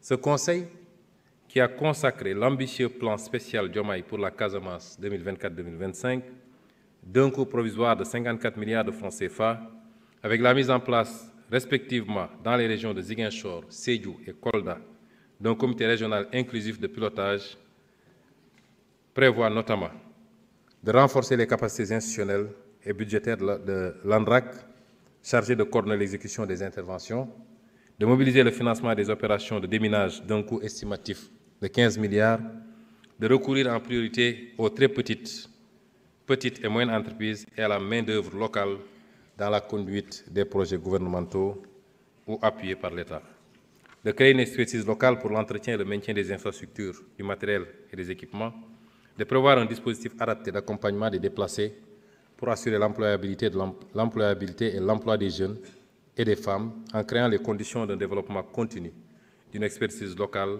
pour l'entretien et la maintenance des infrastructures. Monsieur le Président de l'Assemblée nationale, Mesdames et Messieurs les honorables députés, pour ce qui est du développement durable, nos actions seront inscrites sous le sceau de la promotion d'une gestion durable des écosystèmes naturels et de la conduite d'une transition énergétique juste et équitable. Au regard de la transversalité de la problématique, des cellules de développement durable seront mises en place au sein de tous les développements ministériels. La gestion environnementale sera axée sur l'utilisation rationnelle des ressources naturelles et une veille permanente afin de renforcer la résilience des écosystèmes. Pour cela, le gouvernement va concevoir et mettre en œuvre un programme de conservation et de résilience des écosystèmes. En plus de l'accélération de la mise en œuvre du programme de la Grande Muraille Verte, nous présenterons devant l'Assemblée nationale un projet de loi sur la biodiversité et nous instituerons de nouvelles aires protégées permettant de couvrir 30% du territoire terrestre, marin et zones humides du pays. Chaque aire protégée sera dotée d'un plan d'aménagement et de conservation durable. La résilience aux risques climatiques et la durabilité environnementale se feront de manière inclusive. La promotion des modes de production et de consommation durable permettra de préserver la durabilité des ressources naturelles. À cet effet, la réforme de l'économie circulaire est inscrite dans l'agenda du gouvernement pour en faire un vecteur de propreté de nos villes et de nos campagnes. La réforme englobera la régulation et le financement de la collecte et du traitement durable des déchets. L'objectif est aussi de valoriser le potentiel d'emploi bien rémunéré qui existe dans le secteur. Plus globalement, le Sénégal respectera tous ses engagements internationaux, notamment en matière d'émissions de gaz à effet de serre. Nous exploiterons les opportunités liées au financement vert et bleu. Les capacités des acteurs de l'écosystème en matière d'élaboration de projets seront également renforcées. Le développement urbain jouera un rôle crucial en capitalisant sur le dividende de densité. Le gouvernement mettra en place les conditions pour doter les villes d'outils de planification et d'infrastructures résilientes susceptibles d'impulser l'émergence de territoires urbains et ruraux attractifs. Cette dynamique sera soutenue par la création de pôles urbains à vocation au sein de chaque pôle territoire pour valoriser le potentiel d'urbanisation et à travers de nouveaux modèles urbains créateurs de richesses et d'emplois. Il nous faudra en outre encourager l'investissement privé dans l'habitat social de qualité et accessible au plus grand nombre de Sénégalais. En plus de renforcer les programmes publics de construction et d'aménagement foncier, c'est tout le sens qu'il faut donner à la révision du Code de l'urbanisme, à l'accélération de la délivrance des actes d'urbanisme, à l'amélioration de la gouvernance dans l'attribution des titres de propriété, à l'extension du système Télédac pour couvrir la gestion numérique des autorisations d'aménagement urbain, et j'en passe. En matière de gestion foncière et domaniale, nous mettrons en place une structure plus adaptée pour une prise en charge correcte de la gestion du domaine de l'État, de la conservation et de la propriété et des droits fonciers et de la réalisation du cadastre national. Au-delà de l'État, elle peut constituer le meilleur cadre pour appuyer les communes à l'utilisation d'outils modernes de gestion foncière. Le gouvernement va déployer un programme national d'aménagement durable et de résilience des zones côtières, dont l'élaboration impliquera l'ensemble des acteurs, La mise en œuvre sera précédée par une campagne de sensibilisation et le déplacement des populations impactées précédé d'un plan de réinstallation défini selon les meilleurs standards en la matière n'est pas exclu en cas de nécessité absolue. S'agissant de la transition énergétique, juste et équitable, il sera question de renforcer le mix énergétique à travers la promotion de nouvelles sources d'énergie, le solaire, l'éolienne, l'énergie marine et pourquoi pas, puisque la réflexion est lancée, le nucléaire. Nous réaffirmons notre volonté d'atteindre un mix énergétique de l'ordre de 30 à 40% d'ici 2030. Nous mettrons en œuvre une stratégie ambitieuse pour garantir à l'horizon 2030 un accès universel à l'électricité. Je vous rappelle que présentement le Sénégal produit un peu moins de 2000 MW et que dans le référentiel à l'horizon 2050, il est question d'atteindre 10 000 MW. Le gap est extrêmement important. La sécurisation de l'eau est essentielle pour garantir à chaque citoyen l'accès à une eau potable de qualité, pour tous ses besoins. Les études préalables ont démarré pour la mise en œuvre du projet des autoroutes de l'eau, qui constitue un jalon majeur pour amener l'eau de qualité partout au Sénégal. En préservant les eaux souterraines, nous agirons de manière responsable envers les générations futures. Le dessalement de l'eau de mer sera développé en veillant à amoindrir le coût en énergie des projets et leur impact sur l'environnement. Quant à l'assainissement, nous y concentrerons davantage de ressources, non seulement pour les infrastructures urbaines, mais aussi en milieu rural. Une réforme en profondeur du secteur de l'assainissement, sans laquelle l'accès universel ne sera jamais une réalité pour nos concitoyens, quels que soient les montants qui seront investis. L'économie sociale et solidaire sera promue au niveau des pôles territoires. Le cadre législatif et réglementaire sera rénové à cet effet.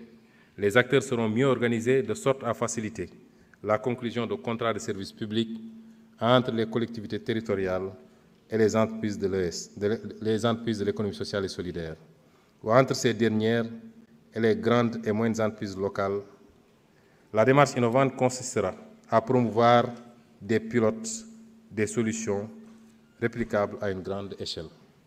Monsieur le Président de l'Assemblée nationale, Mesdames et Messieurs les honorables députés, sans sécurité, pas de paix.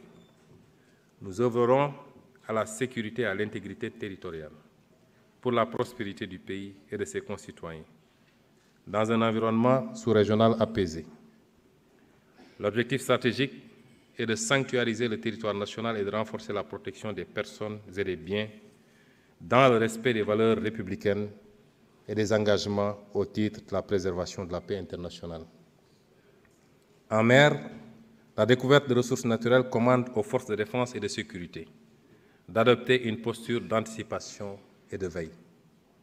À cet égard, le processus de transformation profonde des forces de défense, de sécurité intérieure et de sécurité civile, le processus de transformation profonde des forces de défense, de sécurité intérieure et de sécurité civile à initier devra permettre de poser les jalons de la marche du pays vers une souveraineté effective et multidimensionnelle.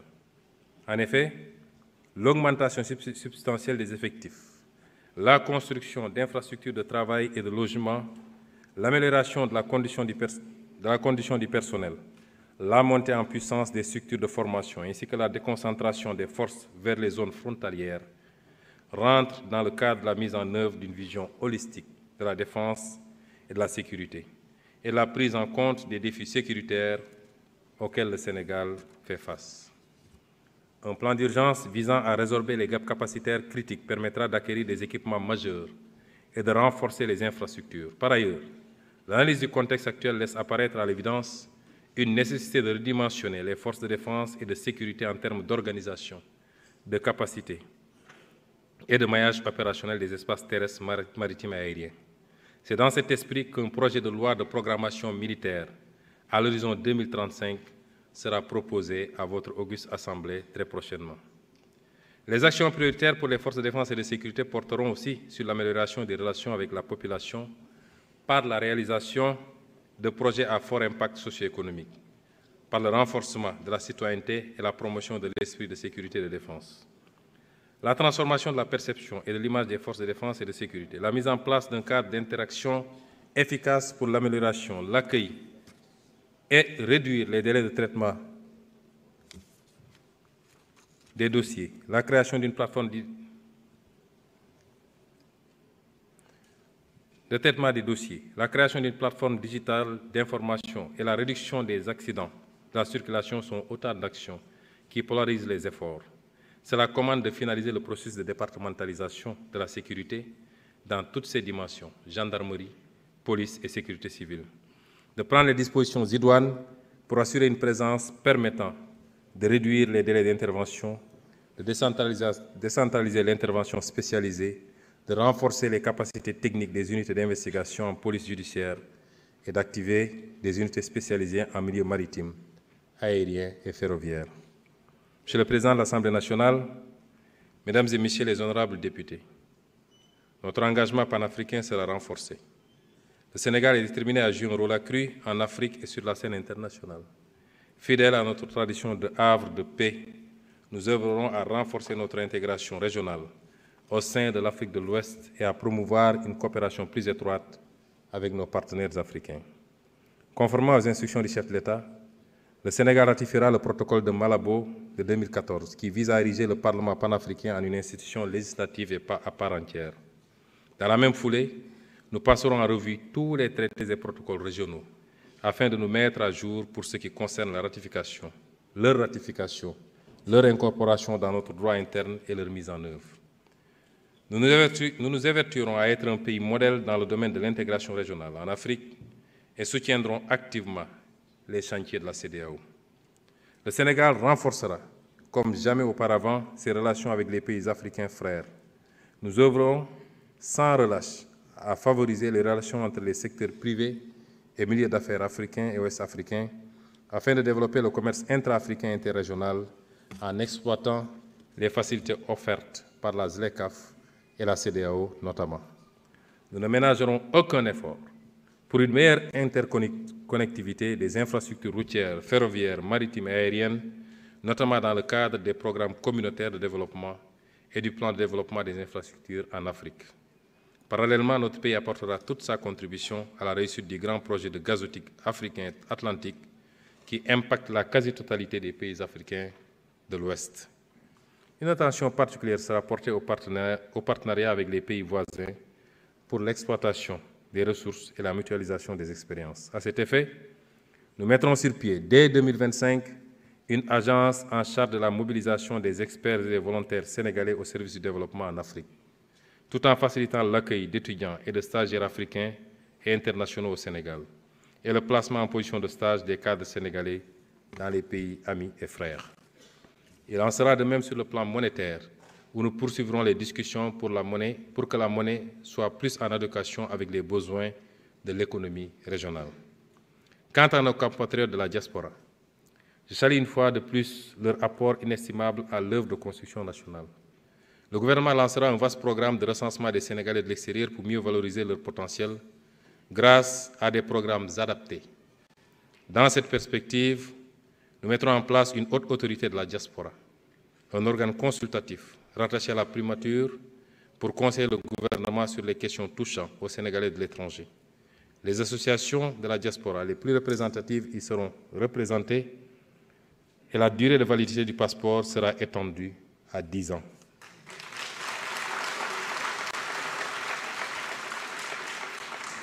Le gouvernement nommera des magistrats de liaison dans certains postes au-delà de l'entrée judiciaire.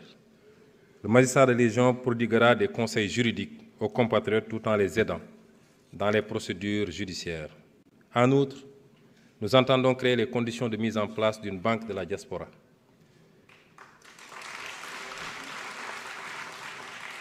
Nous appliquerons le principe de réciprocité pour la délivrance de visas aux ressortissants de certains pays.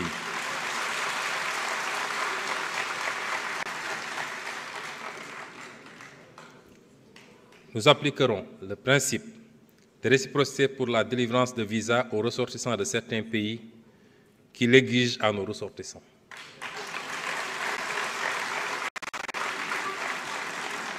Je rappelle que si la suppression de la procédure des visas biométriques payants est entrée en vigueur le 1er mai 2015, les textes législatifs et réglementaires l'instituant n'ont pas été abrogés subséquemment. Il s'agit dès lors, tenant compte de l'expérience précédente, de bien en cerner les faiblesses avant toute décision, notamment celles liées aux impacts éventuels sur le tourisme, les lenteurs dans la délivrance des visas, ajoutées à la disponibilité des moyens matériels et humains dans les aéroports et postes frontaliers terrestres du Sénégal. D'ores et déjà, nous engagerons des discussions avec les pays relevant des catégories B et C afin d'exiger en retour le visa gratuit pour les ressortissants sénégalais sur la base du principe de réciprocité. Nous ouvrirons également des discussions avec les pays dont les procédures de traitement des demandes de visa pour les ressortissants sénégalais portent préjudice à nos compatriotes. Pour mieux comprendre les procédures d'accès aux plateformes de prise de rendez-vous, la tarification des frais exigibles pour le traitement des demandes, les procédures de vérification d'authentification,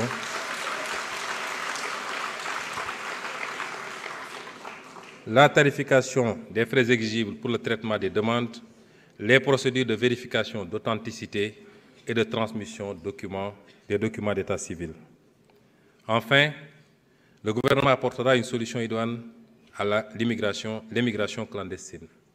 D'abord par la mise en œuvre d'une politique de développement et de lutte contre la pauvreté portée par la Vision 2050, ensuite par le renforcement des dispositifs de lutte contre la migration irrégulière, en multipliant les contrôles et en renforçant les sanctions, mais également par la promotion d'une migration régulière en partenariat avec les pays d'accueil et de transit des migrants, ainsi que le soutien aux initiatives de retour volontaire et à la réintégration. Il s'agira de lutter avec la même détermination aussi contre la migration irrégulière de nos ressources naturelles et financières du fait de contrats léonins dans les secteurs miniers, pétrogaziers et halieutiques, dans l'attribution de marchés publics et de biens, services et infrastructures à des intérêts étrangers. Monsieur le Président de l'Assemblée nationale, Mesdames et Messieurs les honorables députés, chers invités, nous allons accompagner tous ces programmes de quelques réformes clés dont certains ont déjà été cités lors de mes développements. Les programmes de développement économique et social durable que je viens de retracer ne peuvent aboutir que si nous réussissons au préalable à consacrer fermement la bonne gouvernance et la transparence dans la gestion publique dans notre pays. C'est le seul moyen de restaurer la confiance entre les populations et leurs dirigeants. Cette confiance sera d'abord bâtie sur l'indépendance de la justice, qui sera protégée des interférences du pouvoir exécutif. Le système judiciaire occupera la place qui aurait toujours dû être la sienne à l'avant-garde du combat contre la corruption, contre le détournement des deniers publics et pour la protection des droits des citoyens. Nous nous appuierons sur les conclusions consensuelles tirées des assises de la justice pour engager très bientôt les réformes à apporter à notre système judiciaire. La participation accrue des citoyens dans la gestion publique par la matérialisation d'une véritable démocratie participative au niveau central comme au niveau local renforcera également l'adhésion des citoyens aux institutions de la République. Une loi d'accès à l'information publique conférera aux citoyens le droit d'exiger toute information publique aux représentants de l'État sous certaines conditions, et toutes les administrations avec autonomie de gestion, notamment les agences publiques, devront publier annuellement un rapport de bilan de gestion accessible au grand public. Les rapports d'audit de la Cour des comptes seront également mis à disposition du public dès leur présentation au Président de la République pour enrichir le débat démocratique par la connaissance de faits avérés relativement aux modalités de la gestion publique. Une charte des libertés et de la démocratie sera adoptée pour renforcer les droits et libertés. Ainsi, les principes fondamentaux de fonctionnement des institutions et les principes généraux du système électoral. Ce dernier sera amélioré dans le sens d'une crédibilité renforcée pour refléter les choix démocratiques sans interférence, ainsi que d'une meilleure inclusivité en intégrant automatiquement, par exemple, tous les citoyens de plus de 18 ans dans le fichier électoral lorsqu'ils se verront établir une carte nationale d'identité. Les corps de contrôle seront renforcés et autonomisés budgétairement, ainsi que dans la définition et l'exécution de leur mission de contrôle. un pouvoir de saisine directe du procureur leur sera octroyé et, en cas de carence ou de lenteur de ce dernier, de transmission directe des rapports d'audit au juge. C'est le lieu d'annoncer la réforme prochaine de la loi organique sur la Cour des comptes dans le sens du renforcement de son efficacité. L'audit des finances publiques a révélé de graves dysfonctionnements dans le dispositif de gestion budgétaire, comptable et financière. Le moment est venu d'engager des réformes de fond. Ce prérequis est nécessaire au déploiement du programme de rationalisation des dépenses dans le sens d'élargir les marges budgétaires et d'améliorer les impacts économiques et sociaux de la dépense publique. Le souci de transparence dicte une revue organisationnelle des systèmes comptables et budgétaires afin d'assurer l'intégrité et la fiabilité de l'information financière indispensable à la prise de décision, à la confiance de nos concitoyens et de nos partenaires au développement. Désormais, les services statistiques des ministères seront fonctionnellement rattachés à l'Agence nationale de la statistique et de la démographie, l'ANSD. Nous engagerons une réforme foncière et une planification territoriale rigoureuse afin de valoriser les terres agricoles, de sécuriser les droits des producteurs et de protéger les espaces agricoles contre l'urbanisation non planifiée et l'exploitation minière à grande échelle, favorisant ainsi les investissements agricoles à long terme sur les parcelles.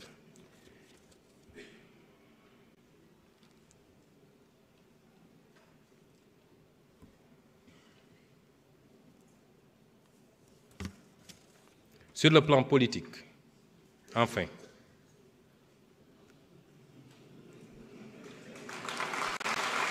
ça me permet de voir.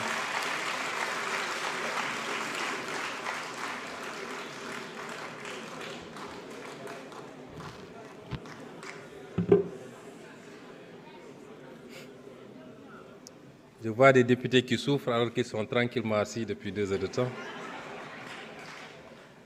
Sur le plan politique, enfin, nous initierons les concertations pour l'assainissement du champ politique.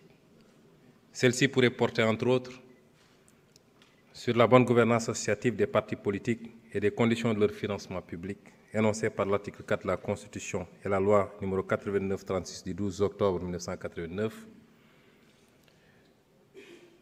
sur les conditions de participation aux élections et les conditions de leur organisation, sur le statut du chef de l'opposition énoncé par l'article 53 de la Constitution, entre autres. Je n'en dirai pas plus.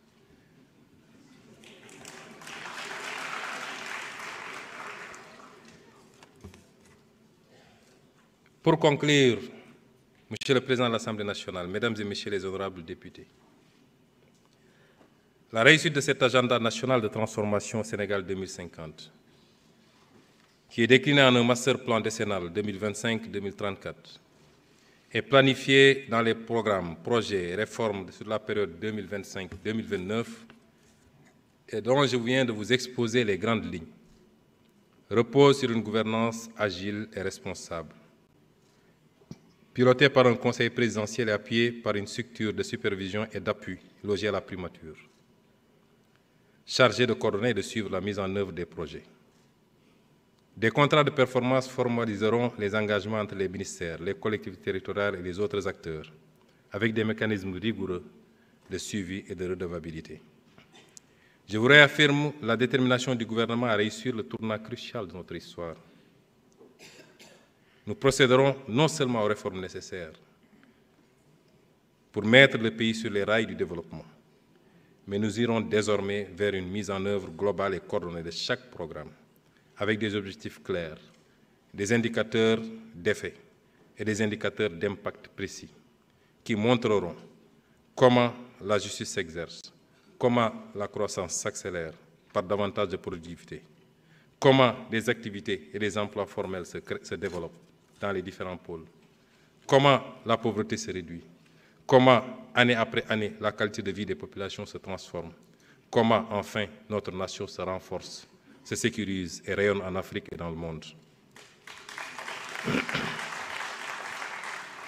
Une telle méthode de transformation systémique du pays, tant désirée par les Sénégalais, nous permettra de libérer les énergies, de redresser ce qui n'est pas tolérable, d'impulser ce qui doit l'être. En agissant de cette manière, nous apporterons constamment les réponses durables aux aspirations des Sénégalais, en finalisant certaines, en initiant d'autres, et en passant le témoin de génération en génération, en nous étant assurés que les fondements solides sont en place et les jalons posés. Le chemin vers un Sénégal souverain, juste et prospère se dresse devant nous. Il nécessite l'engagement de tous, du gouvernement, du secteur privé, des travailleurs, des élus territoriaux, de la société civile, des ensembles, jeunes, femmes, personnes du troisième âge, guides religieux et chefs coutumiers. Nous construirons tous un Sénégal où il fait bon vivre. Dans ce contexte, ma méthodologie et mon engagement personnel en tant que Premier ministre seront de travailler dans la concertation et la conciliation. Toujours, seront de travailler dans la concertation et la conciliation, toujours. Dans la compromission ou la condescendance, jamais. Nous agirons toujours avec détermination, parce que nous voulons des résultats tangibles et durables, partagés par tous les Sénégalais. Notre nation y aspire, notre nation le mérite, et notre nation en a besoin. Aux membres de mon gouvernement, j'enjoins de me rejoindre quotidiennement dans ce combat et de se ceindre les reins pour traquer les résultats et les impacts de chaque initiative, chaque action, sur la base d'objectifs stratégiques concertés et clairement définis, faisant preuve d'un sens aigu de l'exemplarité. À vous, honorables députés, je demande de garder avec nous les yeux rivés sur la raison d'être de notre auguste Assemblée et sur l'aspiration forte exprimée par le peuple sénégalais. Nous avons tous ensemble l'occasion d'être de ceux dont on dira peut-être un jour, heureusement qu'ils ont été là.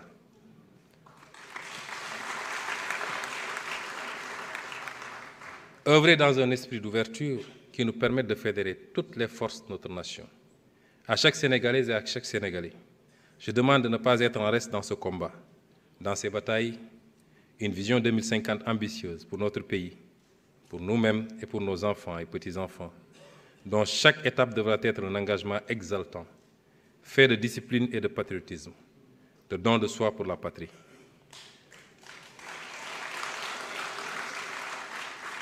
Vous avez exigé le gouvernement que vous méritez. Un gouvernement de rupture. Un gouvernement qui sert au lieu de se servir. Un gouvernement qui écoute autant qu'il ne parle. Un gouvernement de terrain et proche de chacun. Vous l'avez demandé, vous l'aurez, parce que votre sacrifice de haut prix le mérite.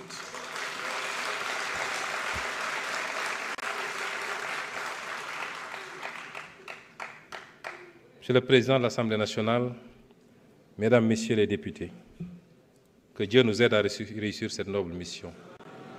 Vive le Sénégal et vive l'Afrique.